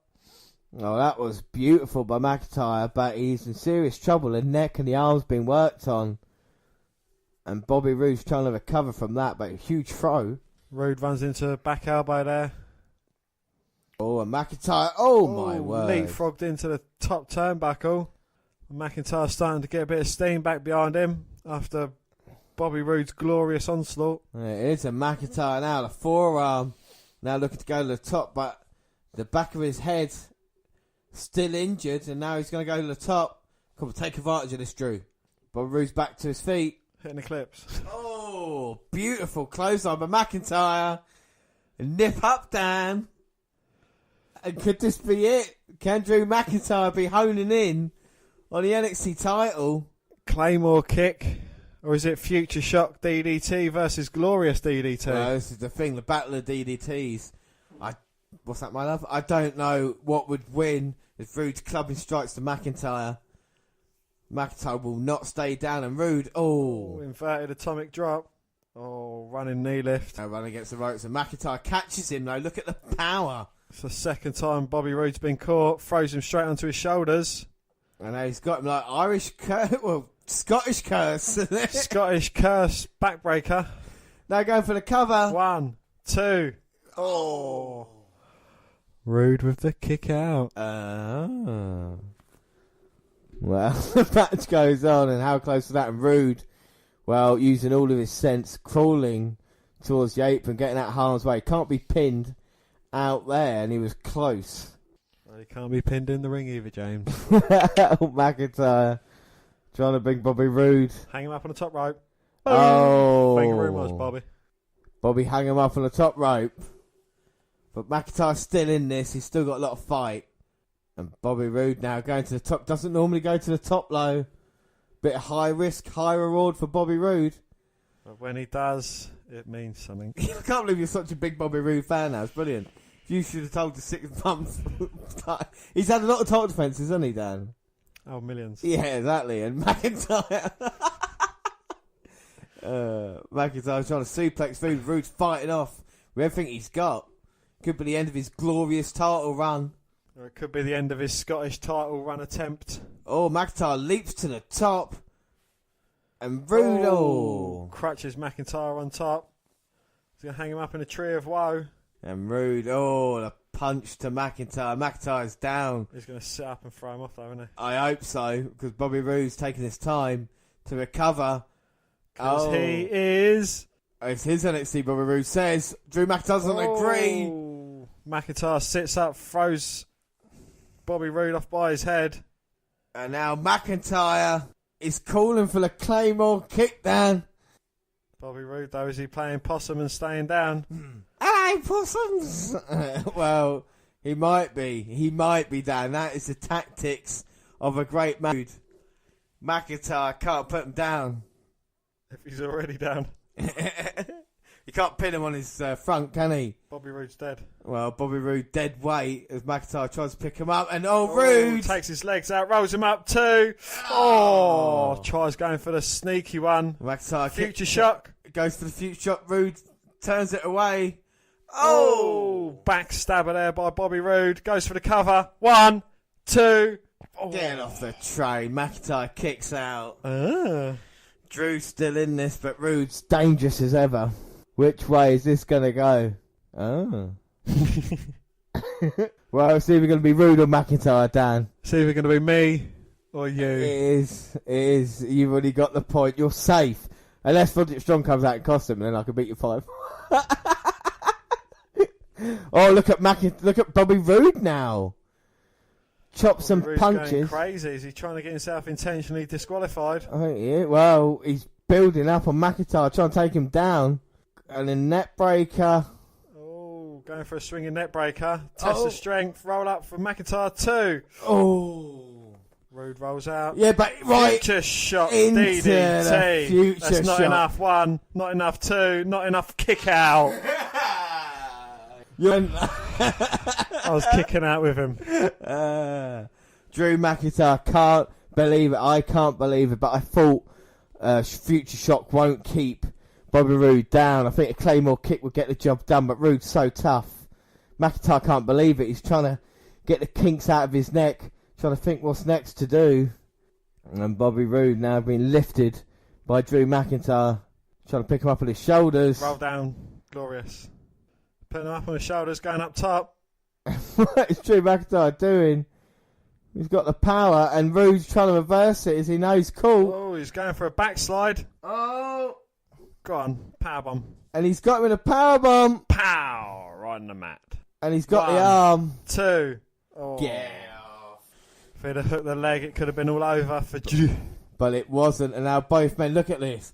Look at this shot. Bobby Roode and Drew McIntyre both face down on the canvas. Beating a holy hell out of each other here tonight. Which way is this gonna go? We just don't know. Which way did it go? Which way did it go? McIntyre having to use the ropes to get up, and Bobby Roode just reaching out for anything. And there we go. Yay, nay punches. Both men on their knees. They're gonna work their way to. Gonna work their way to a vertical base while punching each other. Oh, Bobby Roode with a huge right hand. McIntyre responds in kind. Oh, now Roode with a kick to the gut of the chops. Now McIntyre with a kick to the gut of the chops. And now Roode. And now McIntyre. Oh, both men beating holy hell out of each other. Oh, Roode pushed McIntyre away. Oh. A chop. Roode went for the kick. Oh, my word. Step up enziguri by Roode. And Bobby Roode getting his bearings. And McIntyre, go! Oh, no! Claymore kick rolls Roode back in. 1, 2, kick out. Yeah. Rope kick out. He hit the Claymore kick, but too close to the ropes there. Bobby Roode getting out of that by the skin of his teeth. Too intelligent, my son.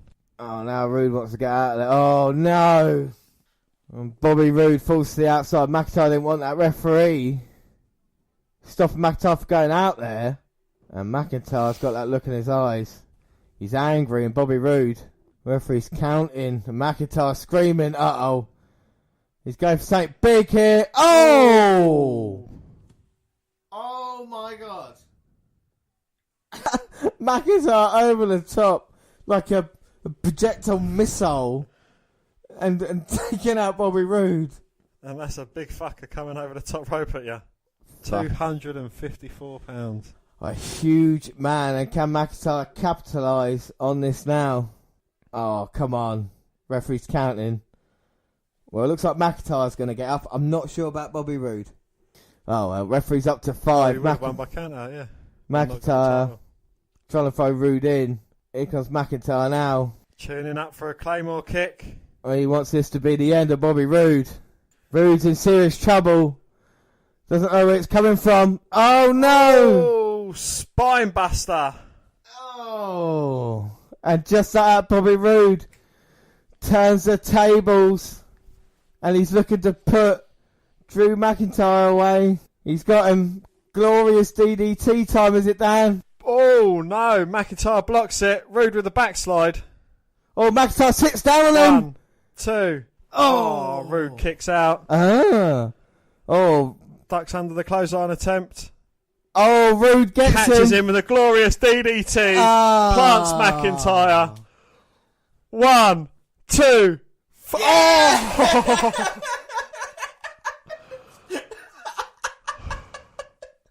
Drew McIntyre is still in this match, ladies and gentlemen. Whew, that was close, Dan. Come on now. You thought that was it. Drew McIntyre manages to kick out. I'm going to have a heart attack in a minute. Well, whatever happens, these two men have done me proud, and Roode is going to look to finish this now. Look at him. He's aghast, Dan. He's hit his best move, and it can't keep McIntyre down.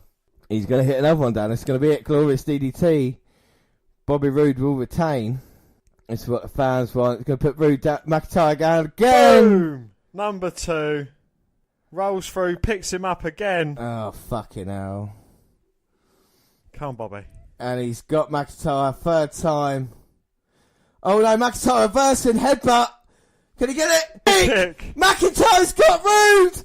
Go for the pin! No, 1, 2, 3! Drew McIntyre is the new NXT champion! He has done it! He's won! Drew McIntyre's done it! The first Scottish NXT champion, my man, the man who shook his hand and he Simon Ranger's top, has won the title here tonight. What a moment for NXT, Dan. What a moment for me. Fair play, Bobby Roode. But Drew McIntyre is the man. Dan, what a moment for you. It's the fuck all to do with you. You can't take it away from Drew fucking McIntyre. I'm not taking anything away. What a match and what a moment. Dan, we didn't see that coming, did we? What a finish that was. Wow. I thought he was going to get planted with another glorious DDT and that was it, but manages to hit a Claymore kick, knock Bobby Roode's head off and pin him for the title. Yeah. It's one I was thinking about, and my God, I might have got it wrong with Oscar Ember Moon, but let's just have a replay of the finish. When Roode hit the DDT, first off, I thought maybe he'll kick out of the first one, do you know what I mean? Maybe that'll be it. And then when he spun him round and hit the second, I thought second, I couldn't believe it. I honestly can't believe it. And then McIntyre, the headbutt, and then finally Claymore kick. And then McIntyre. 1, 2, 3.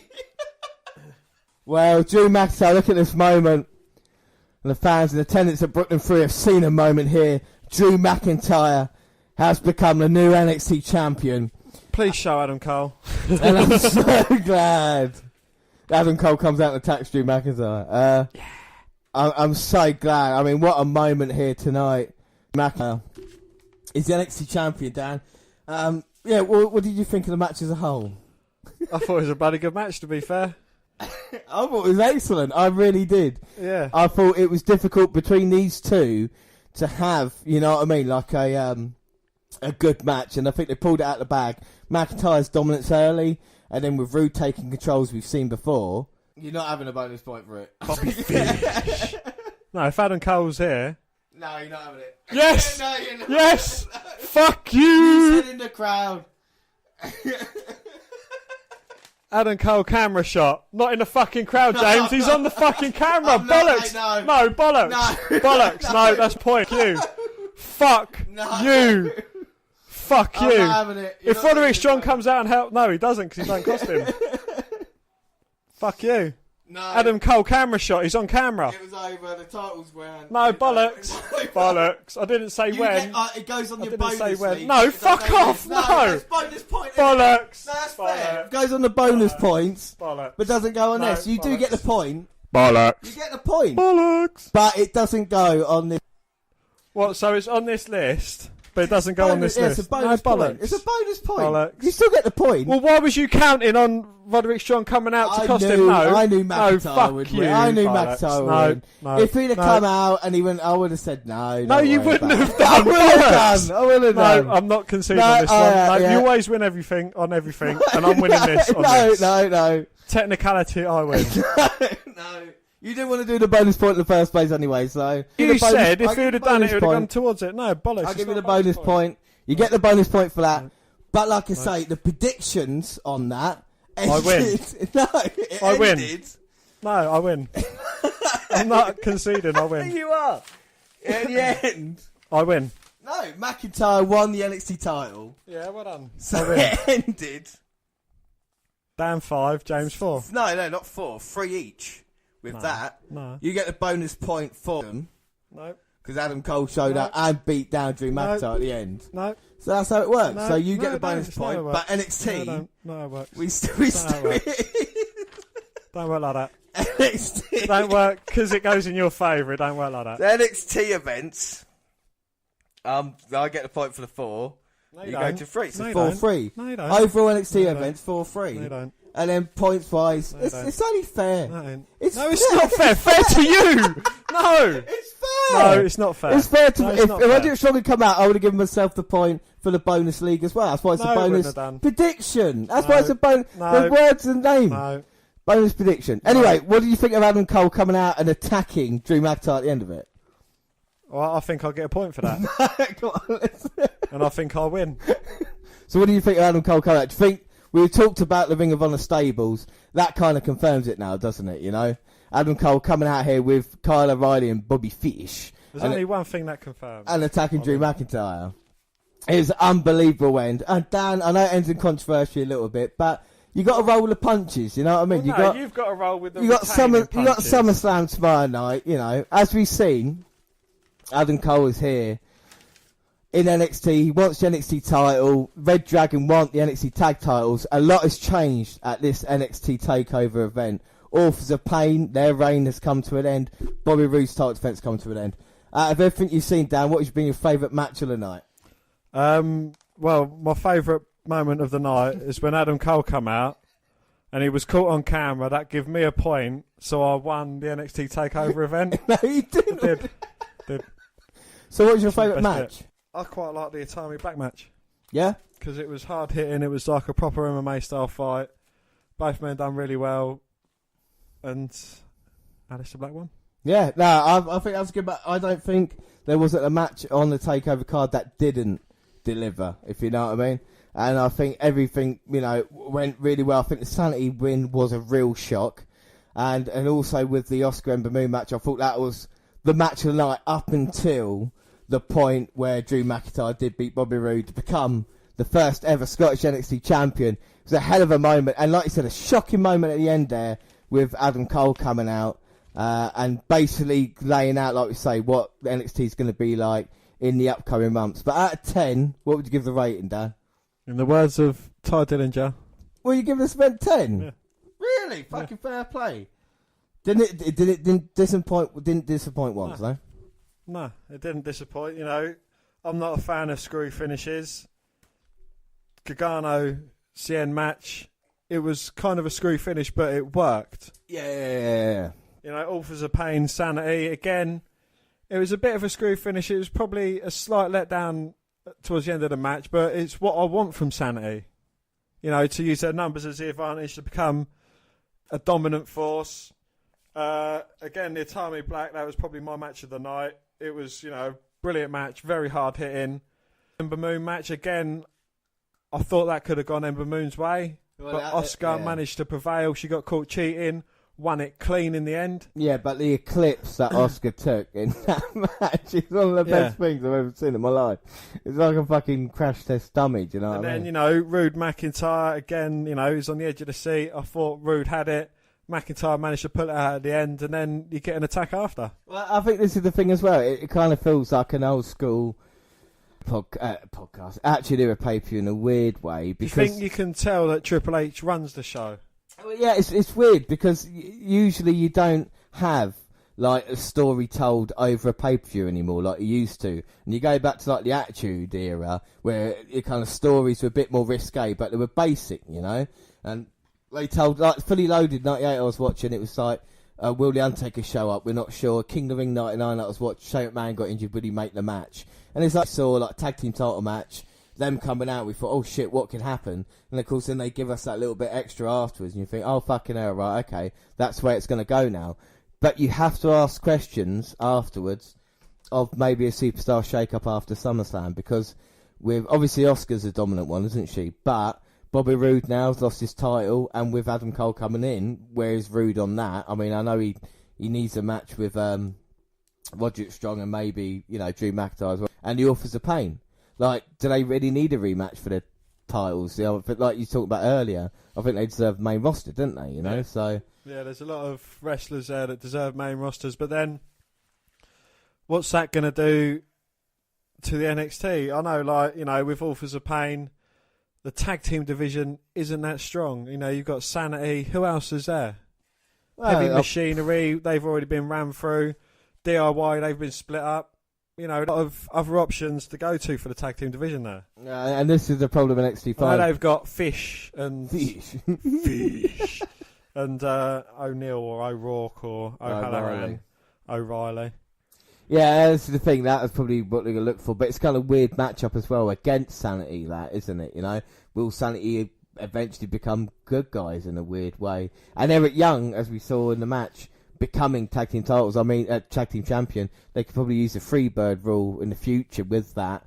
And Eric Young, you know, gets his first taste of gold. Maybe some people didn't think he was going to. And I think with McIntyre, I think the only thing I'm disappointed about is the kind of reaction I think it got in the crowd. Because I think most of them did want Bobby Roode to retain the title. And I think, like I mentioned, that's something McIntyre's going to have to address in the future going forward as NXT champion, unless they do the old switcheroo and they do make him a heel afterwards. But then again, with the feud with Adam Cole, who knows? That's what's good about NXT, bringing you the last episode of NXT right after this. Do you know it's Edge's birthday today, Dan? Oh, yeah. Yeah, he was born on this day. So now we are going to wrap up the end of episode 118, the most controversial podcast in WNR history. And we've just had the event. You've heard everything that's happened. We've left it all in, unedited, so it's all there. So let's clear up the shenanigans, Dan, because, you know, I thought it was the end of the podcast on Saturday night. It's the 26th of August today, so we're doing this a week removed from, obviously, last Saturday. So we're going to do all the week's worth of action that we had WWE, do a bit of news, and, of course, everything else that we do. But, yes, we're going to clear up shenanigans. So what happened at the end of TakeOver, Dan? Well, we do this thing on our predictions that we get a bonus prediction, and James was counting on who involving himself in the match? Bob Strong involving himself in the match to win the event. Yeah. And my bonus prediction was for Adam Cole to be caught on camera. Yes. And what happened at the end of the TakeOver event? Well, at the end, Adam Cole did arrive and attack Drew McIntyre, leave him laying with Red Dragon, holding up the NXT title. Now, at the time, I was just arguing the fact that we had predictions right.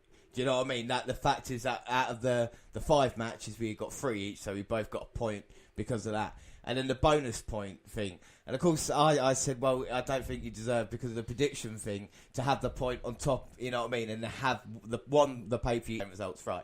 But, as a couple of eagle-eyed fans have put, they said to me, at Money in the Bank, this is how far back they go, at Money in the Bank, when Dean Ambrose cashed in, I got the bonus point because not only did he win Money in the Bank in the pay-per-view, he cashed in on Rollins and then walked out WWE champion. I got the bonus point for that, which means I drew with Jag and I got the pay-per-view point.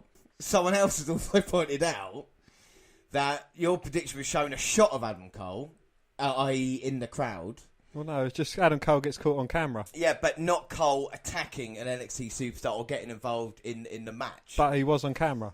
But the thing is, right, James had Strong, but if he interfered in the match, so my bonus prediction was Roderick Strong interferes in the match, costs Roode NXT title. If he'd interfered in the match and Bobby Roode would have lost, then I wouldn't have got the point from that. Do you know what I mean? So it's like it has to be spotted. Just to say, oh, Adam Cole's there, is a bit like retains. Do you know what I mean? As in, like, there's too many permutations for it. Adam Cole shows that. You know, you could be, oh, yeah, Adam Cole's there. You know what I mean? And then you get it even if he's in the crowd, if he's fucking, you know, backstage or something like this, if he gets involved in a match as well. So there's, like, a numerous amounts of points. Whereas I suppose the Roderick Strong thing had to be, do you know what I mean? If you had said Roderick Strong shows up, yeah, then he could have been backstage, front stage, in the crowd. Yeah. In the so audience. look, I'll tell you what. So what we're going to do now, from now on, bonus points are scraps, all right, on the pay-per-views.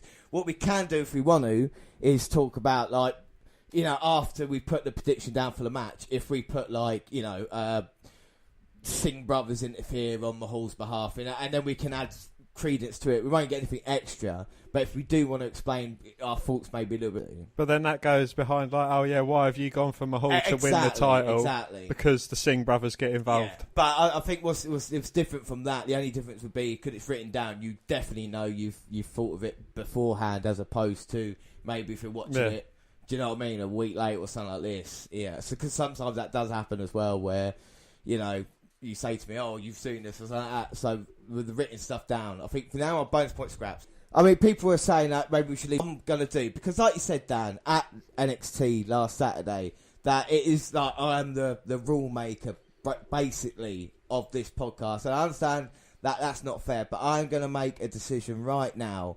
I'm going to say, for the point of just excitement, what I'm going to do for the first time ever, Dan, is that to stop all these shenanigans, you are my podcast partner as well. I'm going to award you 3 points for what happened last weekend. So you get your bonus point that you did, Adam Cole showing up. You get your point for the NXT winning as well, which would mean on NXT predictions now we are 4 each going into the last takeover of the year. even though I've got a prediction more than you, the bonus point does that. But that could be something I could argue if I do lose the NXT at the end of the year anyway. And bonus point-wise will be 4 points each on that going into the Mae Young tournament. Right. So it's level NXT prediction and bonus league predictions. And, of course, pay-per-view predictions. I did win SummerSlam. I am 10-5 up. And then leading in to the year-end predictions, of course, extra points there. So for you, Dan, it's still all to play for. Do you know what I mean? Apart from the pay-per-view points. The pay-per-view points. But then again, if they do 2 pay-per-views a month, I know they're doing 1 in September, but if they do 2 in October, 2 in December, there's still, 6 points on the line there. So, you know, and it's been close all year with pay-per-view predictions. It's just been here or there.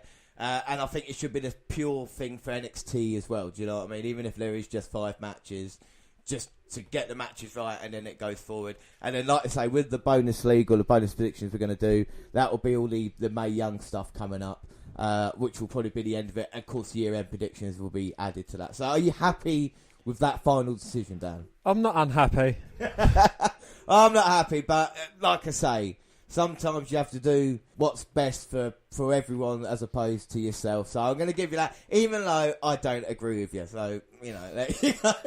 Well, thank you for all the listeners who was on my side. Yeah, well, I got to say, it was, I wouldn't say 50-50, but, I mean, there were a couple, I'm surprised, there were a couple of guys, obviously, you know, love you, and a couple of guys had to bat for Mr. Jimmy Rowlands here. So I like to thank everybody. And on that point, Dan, we should say, let's thank everybody for an incredible weekend that we had. Like we said, last week we had our biggest weekend ever. It is official now. Let me get into that more. We had 5 podcasts in 8 days, if you include this one. Friday night we had SummerSlam 92. Of course, a live show on Saturday night, NXT. Live show Sunday night for SummerSlam. Wednesday night we released SummerSlam, and of course Saturday NXT Takeover. It has been huge. We had 5,000 fans listening to us on Saturday night for NXT Takeover, and an incredible 10,000 people listening to us Fucking hell. Sunday night. And we'd just like to thank everybody who got on board the WNR train. Like we say, we don't take ourselves too seriously. It's a look in wrestling, but of course the passion is there, as you can tell. I mean, it's just incredible. We couldn't do it. Well, we could do it without you, but it's not as fun. Do you know what I mean? So to have everybody there with their comments and what they think, it's all good. But let's get on with it, because we've got about an hour to fill. We've probably got the 3-hour mark on NXT Takeover pay-per-view. And we're going to start on network news. And Dan, do you want to start this one out? Well, at this time, there are no plans to add the Table for 3 episode with Ric Flair, Sting and Ricky Steamboat until Flair's health situation improves to the point he is out of Xavier Woods. Yeah. He is out of the woods. Yeah, as long as... yeah, so... Like we said, Ric Flair update, he's talking to the nurses and stuff, but there is a long road to recovery is what we're hearing, which is not really much of a surprise. We heard that in September coming up, because we will bring you a September WWE Network roundup, but that won't be later on in the month. We're hearing that in September we get a second season of the animated Storytime show. That's good. Then you never enjoyed these kind of series, Dan, have you? No, it's not my cup of tea, but some people out there like it. So the finals of the Mae Young Classic airs live from Las Vegas on September the 12th, and 205 Live will air after the finals end. Yeah, we're going to have more information about us with the Mae Young Classic at the end of this episode as well. Talk about collections. The rumoured September collections will be Sting and The Undertaker, which is something I will look forward to. Dan, does that float your boat? Yeah, you know, we've seen quite a bit of The Undertaker, you know, seeing a bit of Sting, mainly from his WCW days, I presume, and well, you obviously won't see any of his NXT TNA days, but yeah, WCW Thunder and Sunday Night Heat are both in line to be added to the Vault Select sections later this year. Well, I said at the end of last year, one of my 5 things I wanted WWE to do was to add Sunday Night Heat and WCW Thunder, and I'm so pleased. Like I say, we've got ECW now. I want the WWF Superstars, the Alpha, and WCW Saturday Night to be added. I want all those shows to be on the network because they've got all this library, and it's just a great thing, you know. So, James, are you going to fact the shit out of me? Yes, I'm just going to give you a couple of facts now. Do you know, Undertaker was backstage at SummerSlam, Dan. Yes, I did know that. Now, we didn't mention it during the live show because I thought, well, he's not going to show up. If he'd have showed up, obviously I would have popped the fact out. But what do you think the reasonings are for it? Do you think it's just maybe... Oh, you know, like a lot of legends in the game, I reckon he's helping out backstage, helping, you know, younger talent to portray themselves better on screen because, you know, there's no one does it better than The Undertaker. And the second fact, that Roman Reigns has lost every pay-per-view since WrestleMania. Yeah, 2 against Braun Strowman, you know, the one where he was injured at, I think, Payback. Yeah. The ambulance match against Strowman again. Then we had the 5-way for the number one, for the Universal title, which Joe won. And, of course, the 4-way at SummerSlam, which Lesnar won.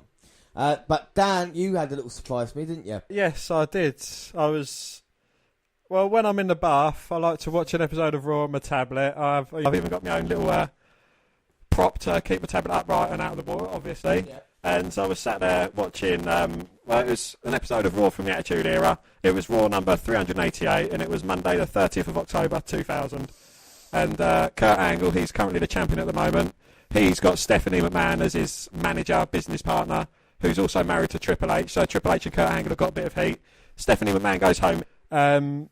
Triple H goes up to Commish Foley and says, I want a match with Kurt Angle. Kurt Angle wasn't quite prepared for a match, but being the Olympic hero that he is, he, you know, says, so that I'll have a match anyway, much to his discretion, and yeah, you'll see what follows. Yeah, obviously birthday boy Edge there, Edge and Christian are talking Angle into it by playing the kazoo. Playing Kurt Angle's theme on the kazoo. So it's Angle versus Triple H here. Raw in 2000 was just the best program going, bar none. So you've seen Kurt Angle come out here now. And wearing his tracksuit. Yeah, he's not happy, is he? But he is the WWF champion. Not doing his usual... not doing his usual pointing his fingers up in the air to his pyros. But the fireworks go off and Angle absolutely shits himself.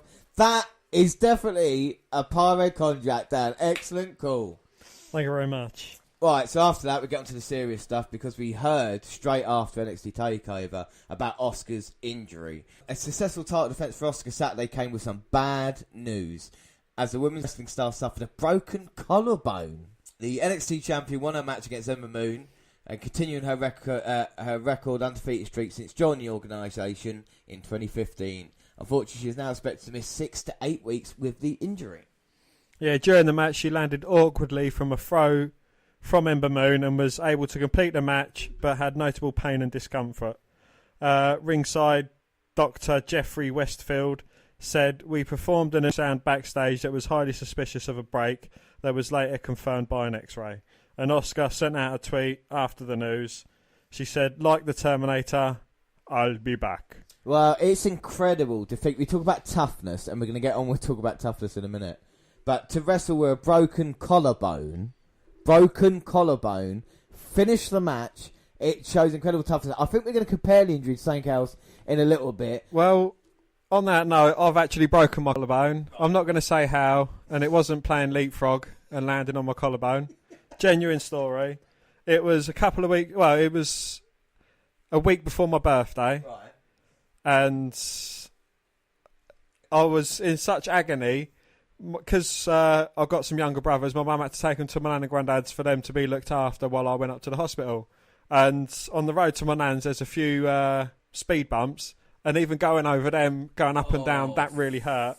But the most annoying thing was I got a Spurs shirt for my birthday, a Tottenham Hotspur shirt. Yeah. And I was in so much agony to put it on, but I had to wear it because it was my birthday. So you're saying even the slightest bit of movement caused tremendous pain, and yet Asuka finished her match on Saturday and won. So she's more of a man than me, yes.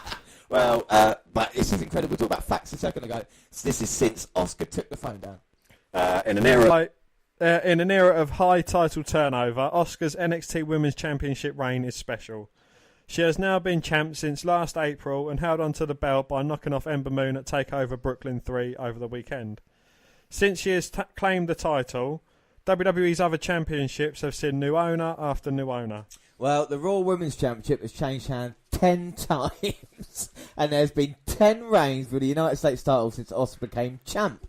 The SmackDown Women's title, even created until last September, has seen 6 title changes, and the Intercontinental Championship has turned over the same number of times in that span.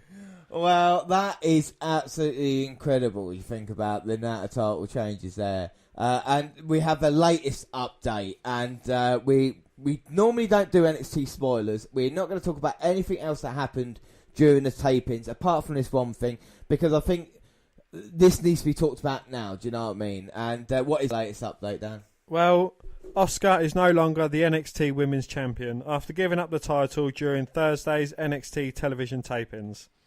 NXT's official Twitter account shared a video of the Full Sail University crowd cheering for Asuka after she surrendered the title belt to General Manager William Regal. Well, this move likely signals Asuka's ascension to the main roster as well.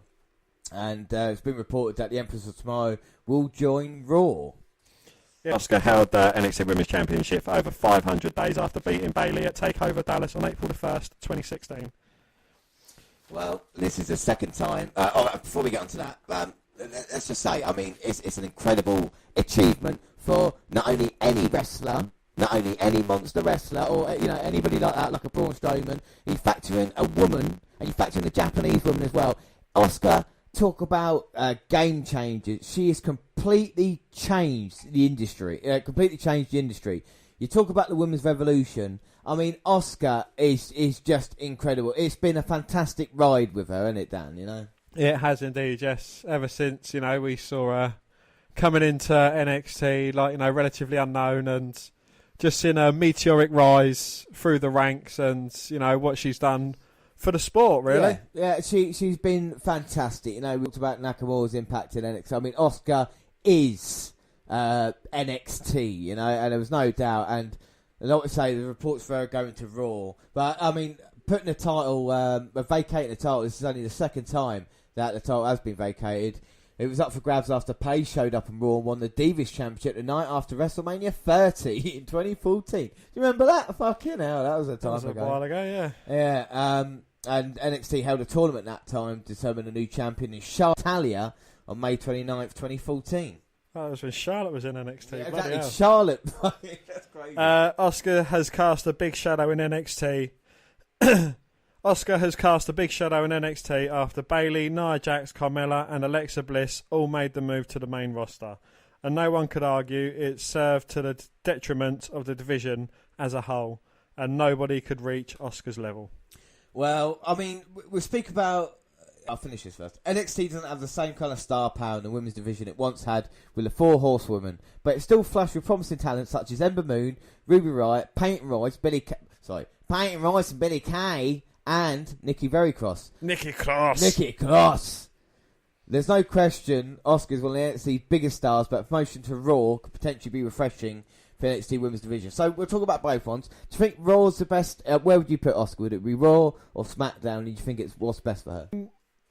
I think I'd like to have seen her on the blue brand because that's my home, so to speak. But I don't know. I think Raw could use her more. Yeah, I agree with you there. I think Raw with Asuka running it can be really, really good. I think the problem with SmackDown because there's only a little time. A lot to fit in, whereas Raw, she could get given a couple of, segments on Raw every week, and it would be... we're talking about NXT. Who do you think, we don't know, who do you think will be the next women's champion? I've got one in my head. Dan, who do you think?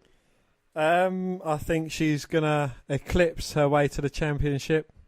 Ruby Riott. Ember Moon. I think Nikki Cross.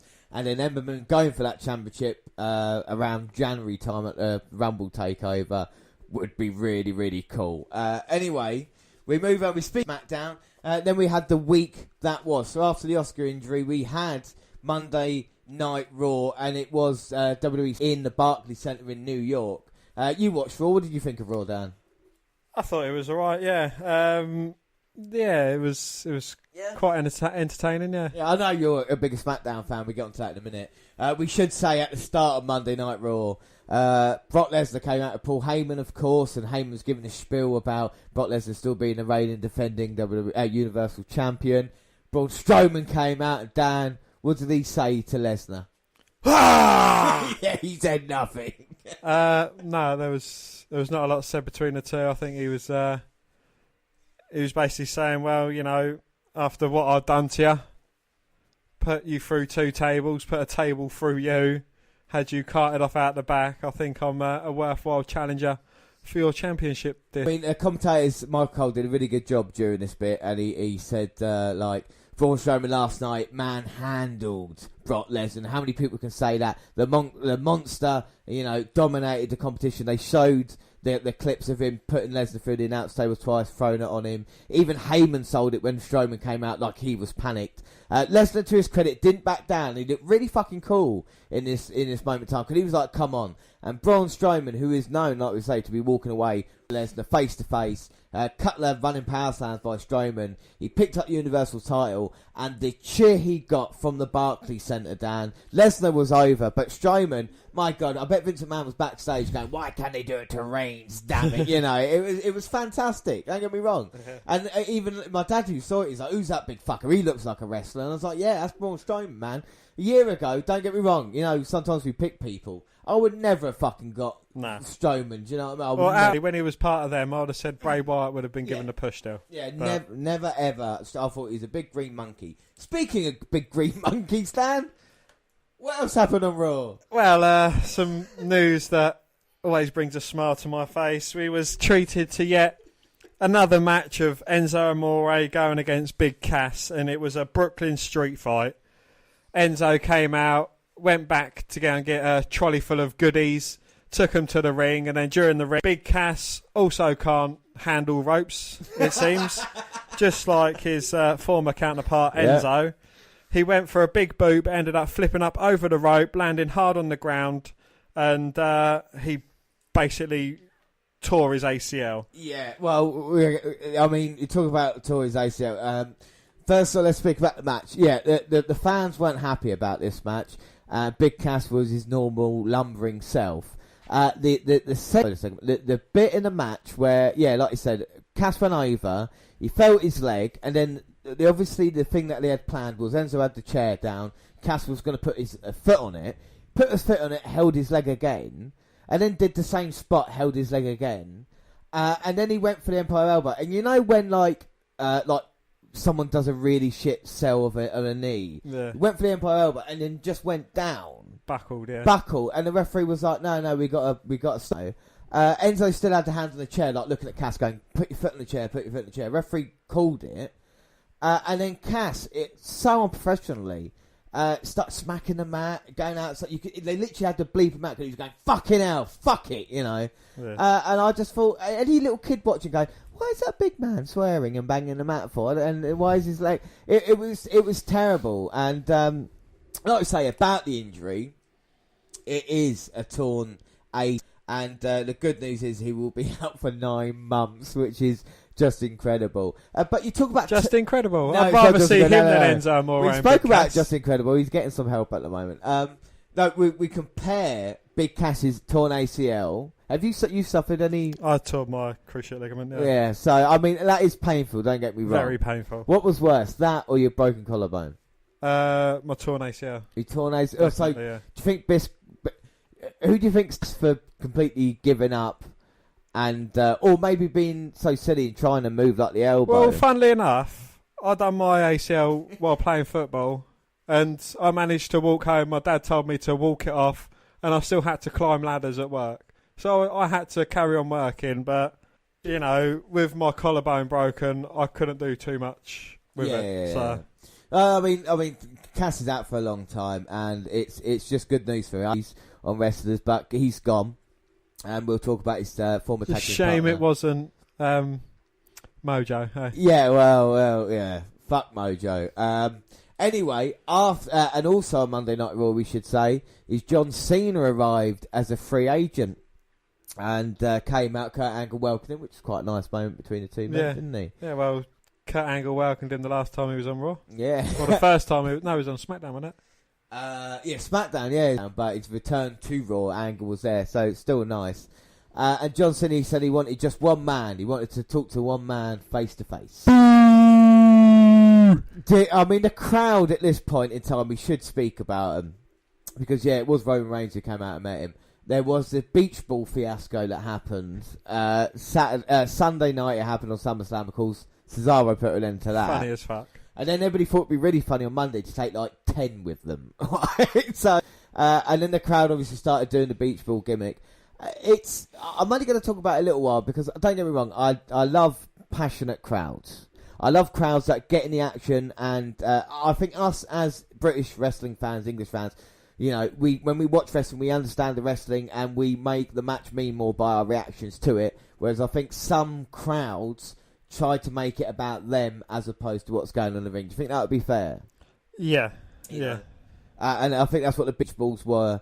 But their reaction to when Reigns came out, I mean, Cena got not a great reception. Let's go, Cena sucks. Yeah. He always gets a 50-50 nowadays. Exactly. Reigns came out and the fans started chanting, "You both suck." Which yeah. But then who come out to make the situation better? Well, The Miz came out. The man who performed in front of 50 people at SummerSlam came out with a Miz Taraj. And then in the main event, Miz... And who did Miz... Samoa Joe. The Miz and Joe versus... That was quite a funny backstage segment. Well, after they had been announced, like, because Roman Reigns and John Cena challenged Miz, and one of his members of the Miz Taraj come out, then the trumpets played. Joe made his way to the ring. He said, "Look, I'm going to be your tag team partner." And then you cut to backstage a little while on in the show, and the Miz is trying to act all chummy with Joe. And he said, "Yeah, right." And Joe's like, "Shut up. You can do it my way. You two just stay at ringside. You two just be your annoying self and just leave me to do my business." Oh, there we go. And at least Joe is getting a little bit, you know what I mean? He's entertaining, but he should be... A killer. He should be a killer, yeah. But he was in the main event, losing end, wasn't he? Reigns and Cena did win. Yeah, obviously. I mean, it looks like these two are going to have a face-to-face meeting. Do you think No Mercy is too soon for these two men to go one-on-one? I'm building up, yeah. Yeah. I think it's a WrestleMania level. Man, there's not that many kind of first-time one-on-one matches. I wouldn't have thought... maybe Survivor Series. Maybe Survivor Series. But then again, there's not a lot of, like we say, Reigns in that situation. Reigns versus Rock maybe down the line. But then again, Strowman coming through, he could change it up. You can have Strowman versus whoever. But it was rumoured the reason why Lesnar pinned Roman Reigns is so Reigns can get his revenge at WrestleMania against Lesnar in the main event. Yeah, I mean, I think they are definitely going to go for Roman Reigns at WrestleMania, but it'll be interesting to see what they do along the journey. I would love the fact if Strowman managed to beat Lesnar, even if it was for a month, do you know what I mean, the Universal Champion, because Strowman has been so entertaining. In my head this past week, all I've been thinking about is that chair. Not the announce tables, but when Strowman picked up the fucking the chair at ringside, just froze at him, threw it at Reigns and Joe. That's incredible. Anyway, moved on to Tuesday, and it was SmackDown, Dan. And what happened? How was Tuesday night SmackDown? It was glorious. Well, you had English being his annoying self. He said, "Spotlight, please." Started singing, and then all the lights went out. The piano played, and we had a glorious entrance for Bobby Roode. And everyone was just singing his tune, and once he'd in on the spot, as he does, he just looked around and just said, "Wow." He's realised he's hit the big time now. And he quite easily deposited off Aiden English with a glorious DDT. He did. Finishing him off in great style. But I think English had a couple of more offensive moves than I thought he was going to. And it was weird Roode came out as a kind of face in this match as well, wasn't He did seem quite facey, especially like in his interview after in the ring, He said he's just made it a lot more glorious, and he's broke the bank to bring in a big money signing such as Bobby Roode. Oh, no, he is a big money signing. You were saying JBL was quite interested during the commentary as well. Yes, Bobby Roode was perched on the top rope to go for a move, and JBL said, he's making some beer money. Which is obviously a TNA reference to when he was in Beer Money Inc. No, I thought it was incredible. Don't get me wrong. I love Bobby Roode, and I watched SmackDown, and I really enjoyed this bit. The only thing, the fact he didn't have another robe. He wore the same robe he did at TakeOver. Now, Bobby, I know it's probably worth like $50, a $50,000 robe, but you should have a spare. You know what I mean? Come out in another one. We've seen it before. But it was great. He's treated like a star. Who would you want to see Bobby Roode face in his first kind of feud on SmackDown. AJ Styles, that'd be good. Or Samoa Joe.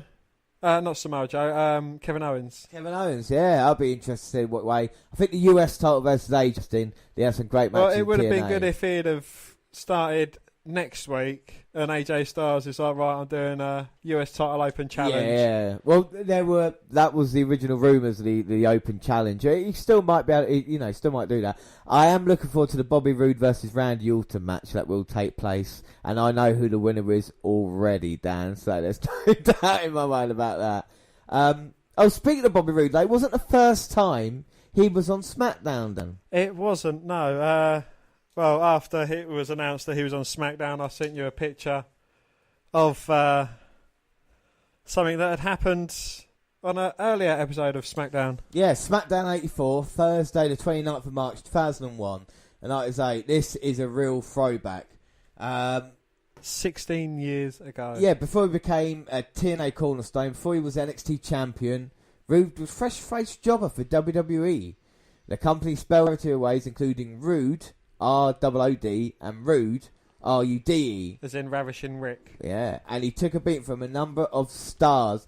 But this is interesting, like we say, we've seen Raw from 2000, which was awesome, and now this is the build-up. Look at the amount of sign guys who are in the ring. There are literally a few days away from WrestleMania 17, the greatest WrestleMania of all time. Triple H and Undertaker in a feud, and of course Triple H has gone sick trying to beat up Sarah and the family, and then Undertaker's threatened Stephanie, so Triple H wants help, doesn't he? And he's bringing out the cops with him. He does, yes. But this is what you can find on the WWE Network. It is all available. Everything we've seen, the Pyro Contracts, the Bobby Roode thing, it is all available on the network. Indeed, yes. Even the beginning of such. Yeah, exactly. Right, can we see Bobby? Which one is he? The glorious one. Where he's a policeman wearing a robe. I wonder if there's any other famous wrestlers in the lineup. Oh, wait a minute. James Rowland. Hey!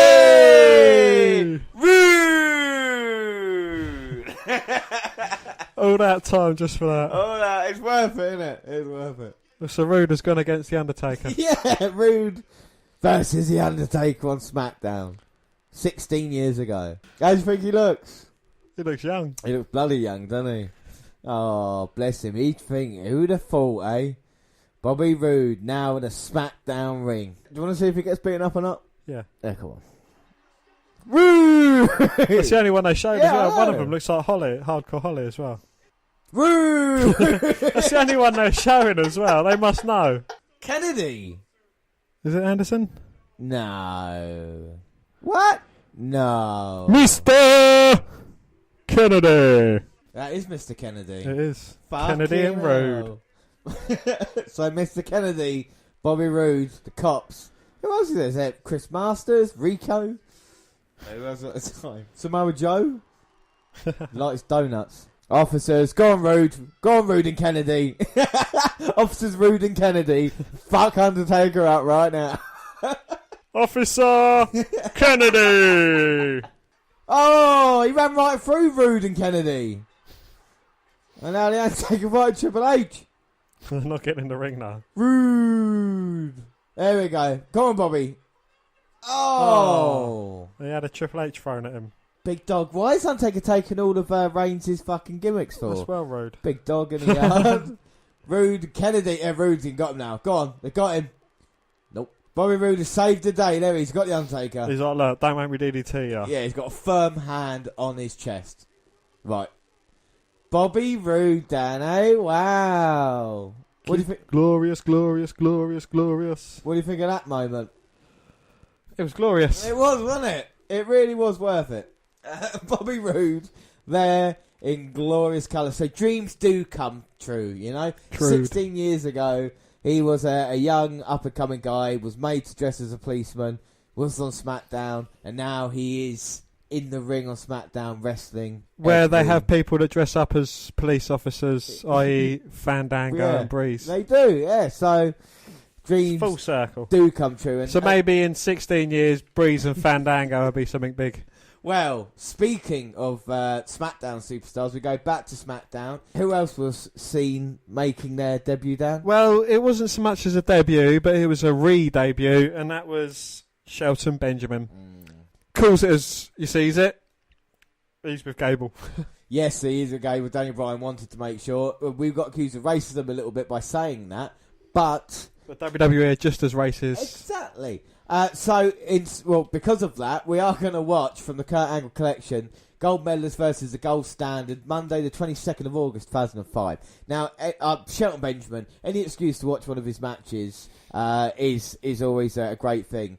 We should say that Benjamin really was kind of, in Money in the Bank matches, he was the guy doing all the big moves, wasn't he, you know? Before, I don't know who it would be now, you know, before Kofi Kingston or anybody like that, Benjamin was the guy doing the gimmicks in ladder matches and doing all the great athletes, you know, diving on the top of, standing jump to the top rope. He could do all these amazing feats. But yeah, I mean, it's just a great athlete, Shelton Benjamin. You a fan of Shelton Benjamin, Dan? I was, yeah. You know, he was a very good athlete in his time, yeah. Yeah, no, he was, and he was part of the world's greatest tag team, of course, with Charlie Haas. When he first made his debut in WWE, it was a part of Team Angle, obviously alongside Kurt Angle and Charlie Haas, helping Angle with the WWE Championship, WrestleMania 19. Went on to become a very good tag team in their own right. I think the problem at the time, there wasn't a lot of tag teams to go against them, you know, so there were a few Arrows and other teams like that, but there wasn't really anybody else. Charlie Haas got himself a little bit fucked up, really, and kind of got himself released. Whereas Benjamin then, as a pure athlete, couple of great victories, or couple of fluke victories it was over Triple H at the time when Triple H was middle of Evolution. And then with Benjamin, it looked like he was going to be a great star, wasn't it? You know, 2004, 2005, but they kind of messed it up, didn't they, you know? Well, when they turned his hair gold and introduced his mum. Exactly, and I don't know why the reasons, maybe they didn't think he was great on the mic, but there was no doubt in how good Benjamin was in the ring, and he's going against, like we say, his former teacher, Kurt Angle here. This is part of the Gold Rush tournament for the World Heavyweight title. Well, do you not think that Shelton Benjamin was a bit before his time? You know, he was doing things that we'd see nowadays back then. Yeah, I think Benjamin in a ring with, wrestlers we got now, it would be a perfect match. Or someone like Benjamin's caliber in NXT would have worked perfectly. You know, like you say, It was just at that point in time where they weren't sure. One thing that I think would have worked wonders is if Paul Heyman was around as well, being a manager of Benjamin, because you can sell that kind of athletic ability that he's got, and he doesn't need to do any talking, you know, much like Brock Lesnar. And one of the interesting things about that, back in development, OVW and Lesnar were a tag team, the Minnesota Wrecking Crew. So there's a lot of history between each man there. Yeah. But Benjamin being back, I think it's a great thing on SmackDown. We're seeing him here on Monday Night Raw against Kurt Angle, and of course Benjamin had a couple of cracking matches. Remember his match against Shawn Michaels as well on Monday Night Raw, where he springboarded right into the fucking screeching music. But seeing as Kurt Angle is Raw general manager, I thought this had a little bit more meaning. And Angle at this point in time is going through his kind of he just faced Eugene at SummerSlam, and he was going his wrestling machine type gimmick, you know what I mean, where he could work down a body part and just be nasty, Kurt Angle. Oh, and a seated springboard on the top rope there, flipping himself backwards, alleviating the pressure on the wrist lock that Kurt Angle had in. And deep arm drag and puts him down, working over the arm. You should say Shelton Benjamin, you know, college wrestler as well. Great success. Fantastic, as JR would say, great college athlete. Collegiate athlete, yeah, without a shadow of a doubt. Trying to work down Kurt Angle. Are you calling him a shadow because he's black? Oh, Angle now working with a forearm, trying to get out of this. And this is beautiful catch-as-catch-can wrestling between these two men as well. As Angle's going to go for the German suplex. Yeah, German suplex, yeah. And what they do a lot of nowadays, Shelton Benjamin flips out of it. But, you know, you would have rarely seen moves as athletic as that. Yeah. I mean, Benjamin lands on his feet, you know, pitch perfect, ducks away Angle, goes flying to the outside. I mean, let's say, Benjamin was a fantastic athlete. He just didn't know what to do with him. I think with Chad Gable by his side, there is a chance that American Alpha 2.0 or World's Greatest Tag Team 2.0, I think it can Team be, Alpha. Yeah, it can be a fantastic success. You know what I mean? Like, well, you know, did you see the little skit between the two of them? Yeah. When, like, it didn't seem like Shelton Benjamin was too much into it, and Chad Gable was like, "Come on, partner, let's go," kind of thing. Yeah, which was... but We knew that from the early American Alpha days when that's what Chad Gable was doing, wasn't it? He scouted Jason Jordan, yeah. And then during the commercial... Belly to bed overhead suplex there. to the outside. That's To the not... outside, Not many people take that kind of move anymore. And that angle with a sleeper trying to just take out Shelton Benjamin. Well, he's got a leg scissors on Shelton Benjamin's leg as well, restricting his movement there. Oh, look how nasty Kurt Angle is. He's got it like in deep. Benjamin fighting out of it though. Irish whip. Oh, goes for a splash. Angle dodges it. Oh. Another belly to back. Can't avoid that. Look at the forearm across the bridge of the nose. And again, Benjamin kicks out twice. But Angle getting a bit annoyed with himself. Angle with a suplex of Benjamin trying to keep him down. 2. Oh. 1, 2. Oh. Another couple of 2 counts there. 2 or 4. And as Angle hooked the leg and then that failed and then put the arm right across. And now, as you see, the wrestling machine has got a... Oh, my God. I had Benjamin down there for the pin. He's got the grapevine in, just taking all the air away from Shelton Benjamin. Irish whip from Angle to Benjamin in the corner. Kurt Angle goes to take him out, shoulder first into the ring post, and then delivers a thunderous spinebuster. Yeah, Angle hit the ring post and then seemed to right of it. Let's see the replay. Bounced straight off it. Oh. He wasn't happy, and then, like I say, ran right into Benjamin. Both men down now, Angle trying to get his bearings. Oh, both back up exactly the same time, and now trading big right hands. Well, there's not much of a trading going on. It's just Shelton Benjamin delivering all the punishment to Angle. Irish whip, but Shelton Benjamin comes in with a big forearm, couple of clothesline takedowns, and Benjamin's starting to get fired up. Oh. But runs into a big elbow from Angle. Might be going for that stinger splash, and now he's got Angle up. Oh. Samoan drop. Oh, can't keep him down. Angle kicks out. Benjamin going for a drop kick there, but Angle holding on to the ropes. And now Angle's going to go for the ankle. Angle. Is the angle lock? No, he can't get it in. Benjamin's not letting him turn it over. Oh, and he kicks Angle away. But Angle straight back on it. Oh. Benjamin looking for a super kick. Angle catches it, spins him round, and he gets caught with an enziguri. And now this might be it. Angle's out, is he? 2. Oh. Angle managing to kick out. Love Kurt Angle's kicks out. I think his kick outs are the best kick outs in wrestling, bar none. Kick outs. And Angle now down, and Benjamin's going to go to the top. What's Shelton got planned here? Oh! Angle running the ropes. Oh! Belly to belly overhead there. Throws him off the top rope. 1, 2. Oh! But Shelton Benjamin managing to stay in the match and kicking out. Fair play, Shelton. I mean, he got caught there by Kurt, but he's trying to recover. Roll on your front so you can't get pinned. Uh-oh. Straps are coming down. Angle saying, you son of a bitch. Well, you know what that means when the straps are down, Dan. Open for rape. It means business and Angle now. Angle slam time. Oh, no. Benjamin kind of reverses it into a lovely DDT. And I've got the shoulder over. 1, 2. Oh. If he'd have had a full cover, that would have been 3, but Angle manages to kick out. And again, shoulder up at the last possible second there. And Shelton now must be wondering what's gonna take to put Angle away. Like on the phone waving, hey. Hi, man. I'm on TV. And now Shelton Benjamin setting up Kurt. Got the suplex, no. No, Kurt Angle just picks the ankle. Gets the turn on Benjamin this time. Oh, uh-oh. Grapevine locked in, and that is all she wrote for Benjamin. Nowhere to go, and Benjamin does out.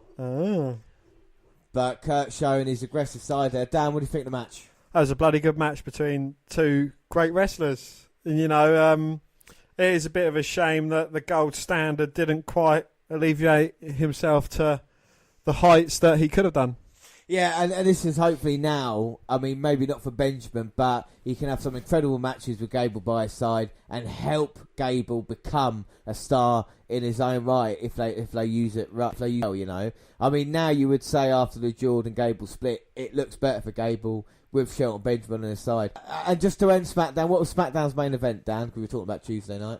the Kevin Owens, AJ Styles US title rematch because Kevin Owens claimed he got screwed, even though Shane McMahon, as we saw on SummerSlam, he counted but at the count of 3 he noticed that AJ Styles' foot was on the rope, so but Kevin Owens didn't see the bit with the foot on the rope. He only saw him count 3, funnily enough. But they was all in the ring, Shane McMahon, Styles and Owens. And they said, AJ Styles was like, right, look, just give him his rematch. And Kevin Owens was like, well, I'm choosing the referee because, I've been screwed over twice by referees. So they was like, yep, choose your own referee. He went backstage, had a bit of a... Did you see the Breezango bit? No. Breezango was like, oh, yeah, even though we're not wrestling tonight, we'll be good, we look good in stripes. Yeah. And Kurt Angle was like, no. Kevin Owens was like, no, go away. Corbin comes up and they kind of make a bit of a deal. When Owens wins the US title, Corbin gets first shot. Right. So, they have that match and, it's all going well. Corbin's counting a bit too fast for my life that he makes, but Shane McMahon comes down to ringside. Of course, he's noticed this and he pulls Corbin out of the ring. Corbin says, right, Sodja, then throws the shirt at Shane McMahon. Shane McMahon then, he finishes the match as referee. Right, phenomenal forearm, gets the 3. So Shane involved again. Now Corbin's involved in the program as well. So it's all becoming a little bit, the storyline's become a little bit more murkier, really, hasn't it? Since SummerSlam. Yeah. Obviously, Shane and Owens going forward, and Corbin now has gone from a potential WWE champion to a US champion, a US title referee. So the only way is up. And then we had 205 Live afterwards, and of course we will be bringing you all the 205 Live in September when we do the WWE Network Roundup. So move on to a bit of news, and John Jones, as we were talking about it a couple of weeks ago, he has been stripped of his UFC title for steroid use. He could be banned for 4 years. He is 30 years old, so 34 would come back. He is a guy, Dan, I don't know, do you know much about? I'll let you in a little bit of his story. Go on, him. One of the greatest MMA fighters of all time. His record is fantastic. He's only ever lost once, and that was because he used illegal elbows himself. That's what the referee thought. And he was like the undisputed champion. A couple of years ago, he was in the car and he hit a pregnant woman. Then he failed a couple of drug tests in UFC.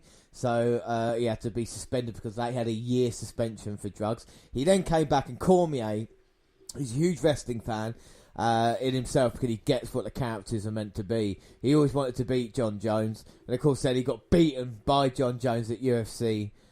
He was devastated by it, and then it was seen that John Jones did have steroids in his system again, so he was suspended the title. So this guy is just one fuck up after another. Speaking about people giving all the opportunities in the world and keep fucking them up, this guy has got God-given talent, and yet just continues to just shit it away, And the potential, like we say, the Brock Lesnar vs John Jones fight that we were all looking forward to is not going to happen. Unless he joins WWE, of course. Oh, and he's also got a history of steroid use, so he'd be a good fit there, I suppose, you know what I mean? And talking of crazy guys, we move on to Sid Vicious, or Sid Justice.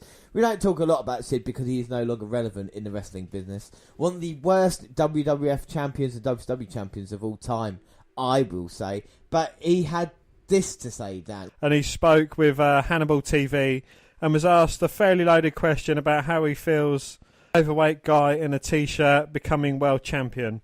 He just shook his head before answering. This is the thing. It reminds me of the time I left when business was hot. I came back as Psycho Sid, and I was looking at people like Rex King and Steve Dole, and I'm going, hold on, I know these guys and they're not money people, what's going on? When I got there, I saw business was bad. I hate saying it, but I see people like Kevin Owens and this Yakamura guy, and they like this. When I see that, I'm going, business has got to be bad. Or they're at a point where they don't care. That's all I know. Nakamura, let's call the whole thing off, Dan. We had a much nicer thing to say about Roman Reigns, however, but still managed to get another swipe at Owens while praising the big dog.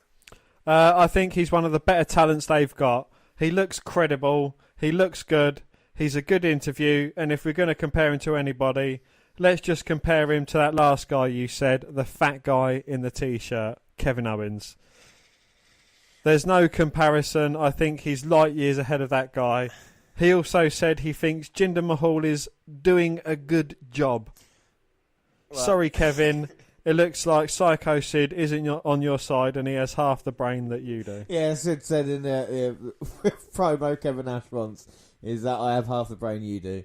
And it shows here. To call Nakamura Yakamura, it shows Psycho Sid hasn't got a fucking clue, Dan, doesn't it, Well, he was probably one of the worst interviewers ever on WWE. He's probably one of the worst champions ever on WWE. So, you can't really judge his judgment for anything more than what it is. Exactly. And for a guy who couldn't come off the second rope, anybody who wants to, we won't use WWE Network. Just Google Sid, because I know Dan doesn't like it. Just Google Sid Vicious, and you'll know exactly what I'm talking about. Oh, yes. So anyway, move on to arrivals, and this is big news. WWE announced on Monday that it signed top wrestling prospect Leo Rush. The 22-year-old from Maryland is known as a high flyer and became a popular figure in the independent circuits. Now the top wrestling organisation had locked him in on the deal. He joined the WWE Performance Center in Orlando on Monday. The former high school wrestler has been developing his professional skills over the past 3 years, winning Ring of Honor's top prospect tournament in 2016. And even before discussions with the WWE, he noted his excitement with the possibility of joining WWE. My interest in WWE is again through this roof, Rush said. Rush said in June, per Bleacher Report's Donald Wood. I haven't been contacted by WWE, but the playing field right now with the cruiserweights, and that being somewhat of a main focus, it drives me to become better. And I'll tell you what, he is going to be fantastic on the 205 Live when he does debut, even if it's NXT. He is a really exciting prospect. Move on to deaths and Dana Brooks' boyfriend. I know it's not big news, but I want to say it because a top bodybuilder has died suddenly, aged 26. His WWE star girlfriend has confirmed. Dallas McCarver, known as Big Country, passed away after he reportedly choked on food. I know. His girlfriend, WWE superstar Dana Brooke, told TMZ a friend found the powerlifter unconscious in his home shortly after midnight on Tuesday. He was taken to hospital where he was pronounced dead a short time later. So, Dana Brooke, she is a part of the women roster, in WWE, and her boyfriend. Can I say, be careful when you're eating, James? Yeah, I will be careful. I will. That, for people, you laugh. You might laugh someone choking on food, but it is dangerous. You've got to chew. You've got to chew on it, and chew on it, But that's a bit depressing, but a little bit more... Cena, never give up, heartwarming moment. The WWE star got choked up when he was surprised by dedicated fans who penned emotional letters to him, thanking him for being a good role model. In a Cricket Wireless YouTube video that has amassed over 6,900,000 views, Cena sits down to read these notes, but little did he know that his devotees were listening in a room next door. Well, the wrestling icon reads each letter one by one, stories of miraculous recoveries, overcoming heartbreaks and battles with depression. Well, take a deep breath as each note thanks him for helping him overcome various obstacles. So the story I'm going to tell you now is Tyler Schweer, Dan. And what it was, Tyler's a young lad. He was in the audience at a WWE event, and John Cena was there, and he handed him the wristband. And, of course, John Cena's motto is, never give up, is it? Yep.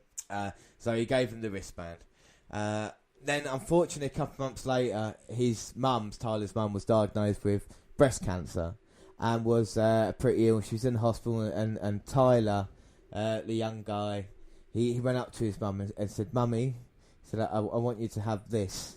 And she looked down, it was the wristband. And he goes, "John Cena never gives up. Mum, never give up, all right?" He gave it to her, and she wore it. So, as Tyler is telling John Cena, John Cena is obviously, in a state of shock, crying, and he asked the boy, he has to, doesn't he? He said, "Oh, so what happened to your mum?" And then Tyler says, actually, my mum's here backstage. She fully recovered from cancer. She came out with the wristband in a little box and said, "This is kind of what got us through everything." And it was such a lovely story, and I thought it's so weird that people mock John Cena and what it is, but that kind of just ideal, isn't it? Do you know what I mean? Of like the little kid saying, "Well, never give up to that. It is a lovely story.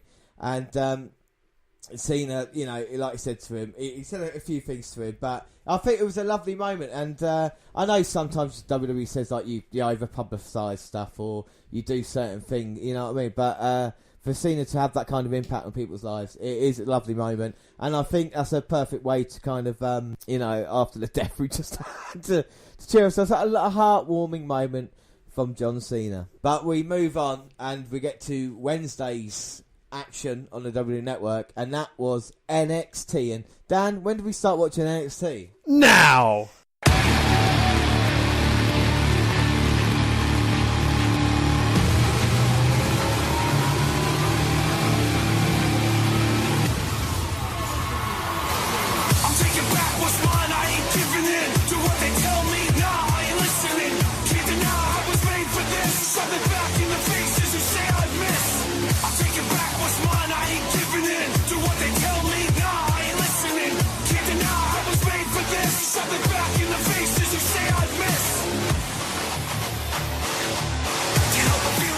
So yes, it is the 23rd of August. So Dan, for the 5th straight night, WWE raided the Barclays Centre.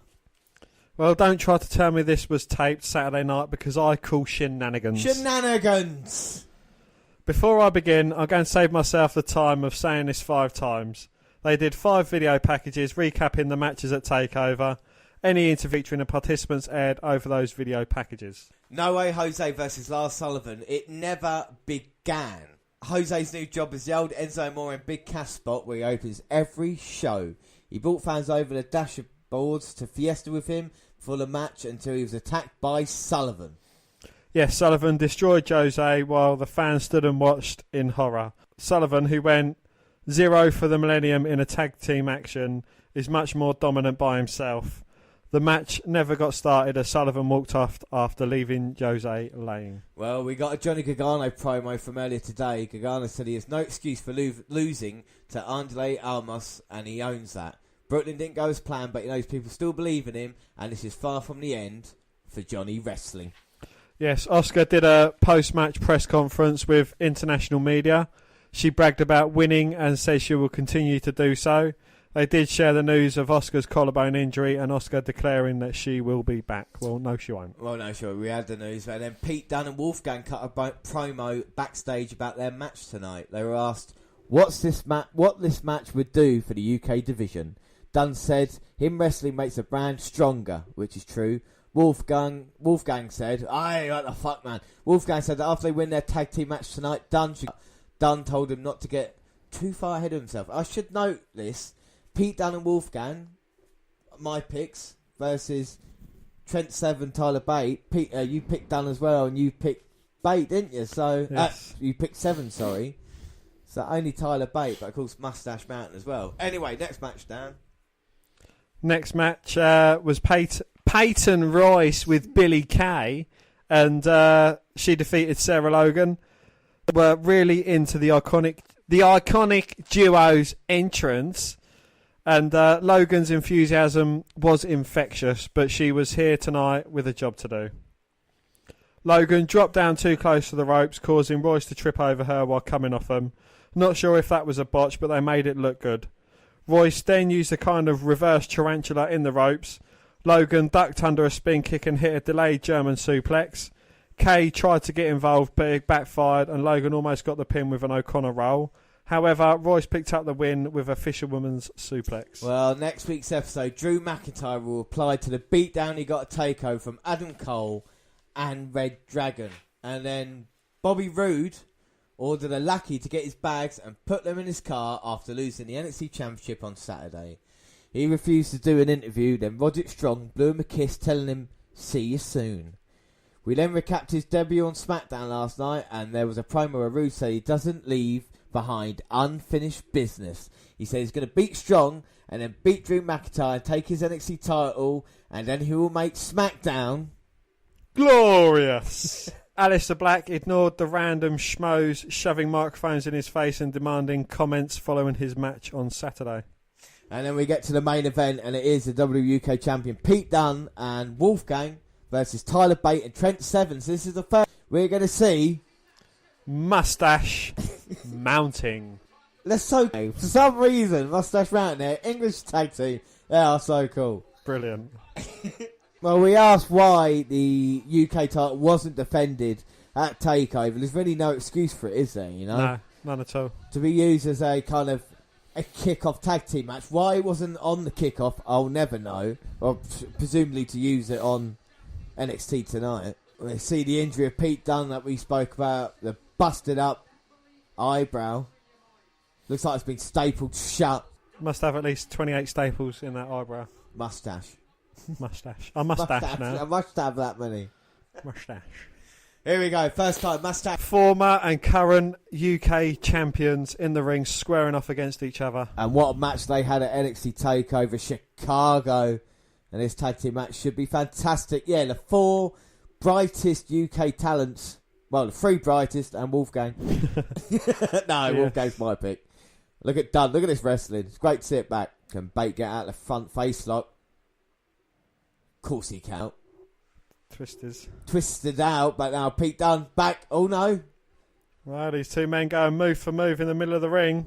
Done with a cover, but Tyler Bate kicking out. Shoulder up and then Bate trying to roll on his back. Dunne stops this. Rolls him through. Oh, and this is all about trying to get superiority early on.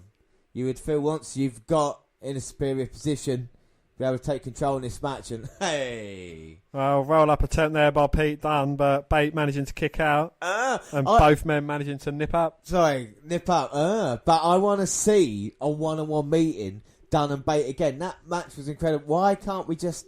Do you know what I mean? Why can't they do it? Why can't we see this? Bate's got the arm after the commercial, but Dunne's got hold of him. No, tags in Trent Seven. See, look, British wrestlers are tough. They don't need knee pads and elbow pads. Just need a little bit of wrist tape there. And maybe a mouth guard. Well, a huge right hand by Dunne. 7-0. Gets his shoulder up, but he got caught by surprise there. And look at the viciousness of Dunne grabbing Trent Seven's nose. Well, he is the bruiserweight, and Wolfgang tags himself in. A big Scottish man. Well, it's interesting because Wolfgang eliminated Trent Seven from the UK tournament, so Seven's got unbusiness. Oh! Wow, Seven looked like he was going to chop Wolfgang. Wolfgang ducked, and then Seven hit him with a lovely DDT. And now Seven twirling the mustache. Oh, Dunne doing the distracting though on the apron. Wolfgang, oh! Wow, he distracted Seven for long enough. Wolfgang takes him down, goes for the cover, but only gets a 2 count. 2. And now maybe they can finally cut off the ring. I mean, I know Wolfgang and Dunne aren't a tag team, but these are 2 good individuals. And this is a question. Can 2 good individuals beat a good team, Dan? Good enough individuals. Like Ambrose and Rollins. They're good individuals. Yeah, but they used to be a team as well. So. Used to be. But, you used to like, you know, like John Cena and whoever being a team versus a tag team. Shawn Michaels, those tag team champions. Exactly. Are they better than the Dudleys? Yeah, but are Pete Dunne and Wolfgang better than Seven and Bate? Well, I think, Dunne's better than both of them because Dunne beat him for the UK title recently. He done beat him. Pete Dunne beat him. And Wolfgang beat Trent Seven in the tournament. So you would say, statistically anyway, Dunne and Wolfgang are better individually than Seven and Bate, but the team of Mustache Mountain, does that give them an advantage? Well, I can tell you now that Wolfgang's probably going to be the full guy. Well, Wolfgang picking up Trent Seven. Oh, waist lock and just slams him down face first onto the mat. I'm a bit surprised because Tyler Bate, the smaller man, but then again, more experienced in WWE at this point in time. He has had more matches in WWE. He has been UK champion. That's like Seven hasn't, but Seven's trying to get out of this move from Wolfgang. Yeah, but Seven taught Bate everything Bate knows, but did he teach him everything Seven knows? Well, I don't know if Bate knew how to hit a suplex like Seven just did on Wolfgang, giving him the chance to make the tag to Tyler Bate. Cut Tyler. Wolfgang tags in, Dunne. Tyler's in. Oh, look at that test of strength for the small fella. And just throws Pete Dunne over his head and nips up. Go on, Mustache Man. And now look at the strength of Tyler Bate. Deadlifting Dunne up. Oh, but Dunn flips out of it. Oh! He's just so sexy, isn't it? Bounces, like, I don't know, on the back of his neck off the top rope in just sublime fashion. Oh, brilliant. And now look at this. Helicopter spin. Oh, I bet Dunn's getting dizzy. Oh, my God. And Bate, though, he's going to do a deadlift and go the other way. His energy's draining. No, he can't do it. He's been spinning him around. He must spin him around 50 times. No, just drops him off the back. That's enough. Goes for the cover. Two. Oh, Wolfgang in there to break up the count. And Wolfgang. What do you call me? Wolfgang now getting stopped by Trent Seven, who went for the big right hand. Oh! But gets caught with a big chop of his own. Done with a big right hand to Trent Seven. Well, now it's Bate and Dunn. Throws his right hand in the air. Dunn looks up and just catches him with a sweet left to the jaw. Oh! Well, a lovely step up enziguri in response. Oh! And then a front flip heel kick there by Tyler Bate to Pete Dunne. And now Tyler driving 97, but Wolfgang has got a blind tag. Comes off the top rope with a senton bomb. Going to pin Bate. 2, 3. Oh! Wolfgang gets a victory here in what is a tremendous tag team match, but quite a shock. Well, I thought Wolfgang was going to be the fall guy and then ended up getting the victory. Yeah, beautiful senton on the back of Bate. As we see the end there, and oh my word. Beautifully told match as well, you can't fault that. Oh no, it was brilliant. No, fantastic, and yeah. What a great match that was, and its potential, how great the UK talent is. And Wolfgang said earlier he wanted a shot at Pete Dunne. These two men here now. Well, the man got the pinfall against the former UK champion. It's a huge statement. So surely... Don't call me Shirley, Dan. That puts him in line for a title shot very soon. Let's hope we see what happens in the upcoming weeks. Dan, before we do the wrap-up, anything else about anything that's happened this past week? No. All right. Oh, hang on. I'll tell you what we do before we go. I was going to do a bit of news before we go because it is Saturday. We were going to do a podcast extra about Mayweather and McGregor, but to be honest with you, after last weekend, I am hyped out. I am, and I can't have, you know what I mean, like thinking to got to stay up to that time and again, it makes me feel sick. But anyway, quick talk, predictions. Dan, McGregor, Mayweather, which way do you think it's going to go? Mayweather, 5th. Mayweather in the 5th to knock him out, right? Okay, because it's interesting because we've had all this, you know, all the talk, all the hype. The weigh-in was last night. McGregor is heavier than he might be even a stone heavier than Mayweather is going into the fight. McGregor's best chance is first to stand in the centre of the ring and let Mayweather come to him, and then they're going to duke it out. If he can catch Mayweather with something, then you know what I mean. That is his only chance. But I feel Mayweather is going to finish off McGregor early on. I don't think they're going to get out 4 rounds. I think Mayweather will do it. It'll be interesting to see what happens. But then again, it does feel like a bit like a circus show, doesn't it? Do you know what I mean? And it's just ridiculous amount of the build-up, especially like on Sky, that have been doing with it, you know, with the Mayweather, McGregor. Anyway, that's enough of that shit. So let's not forget, this is the start of something very special now for the WNR podcast. Because starting next Saturday, we have got the start of the May Young Classic, WNR 120. And that is going to be fantastic. Make no doubt about it. Dan, are you looking forward to the May Young Classic? Yes, it's, you know, if the other tournaments that we've seen are anything to go by, it's going to be an instant classic. Yeah, so that is it for today's show.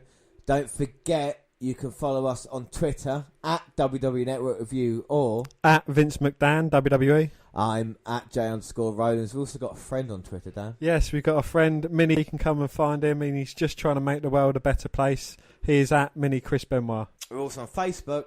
You can come and find our page and give us a like with the WWE Network Review podcast. Or you can come and find me and add me as a friend. I am Vince McDan. Across all the Google platforms, Google Plus, the WWE Network Review. Send us an email, the WNR podcast at gmail.com. And on YouTube, subscribe to the WWE Network Review podcast page. There, the got clips going up every day. And also podcasts go at the same time as do other places like SoundCloud. On your phone. We're also on Spreaker Radio where we do our live shows there. And of course iTunes where you can download, subscribe, rate and review. Should say, next time we are live will be Survivor Series weekend. We will promote that once we get a little bit closer in November. And our next big podcast, the WNR125, off the back of the Mae Young Classic, we are going to have the top 25 women of all. So that'll be something to look forward to. Anyway, that is all for today's show. I have been James Rowlands, as always, I was joined by... Damn right. Thanks for listening, everybody, and thank you for listening to us through this entire SummerSlam week. Bye. Bye.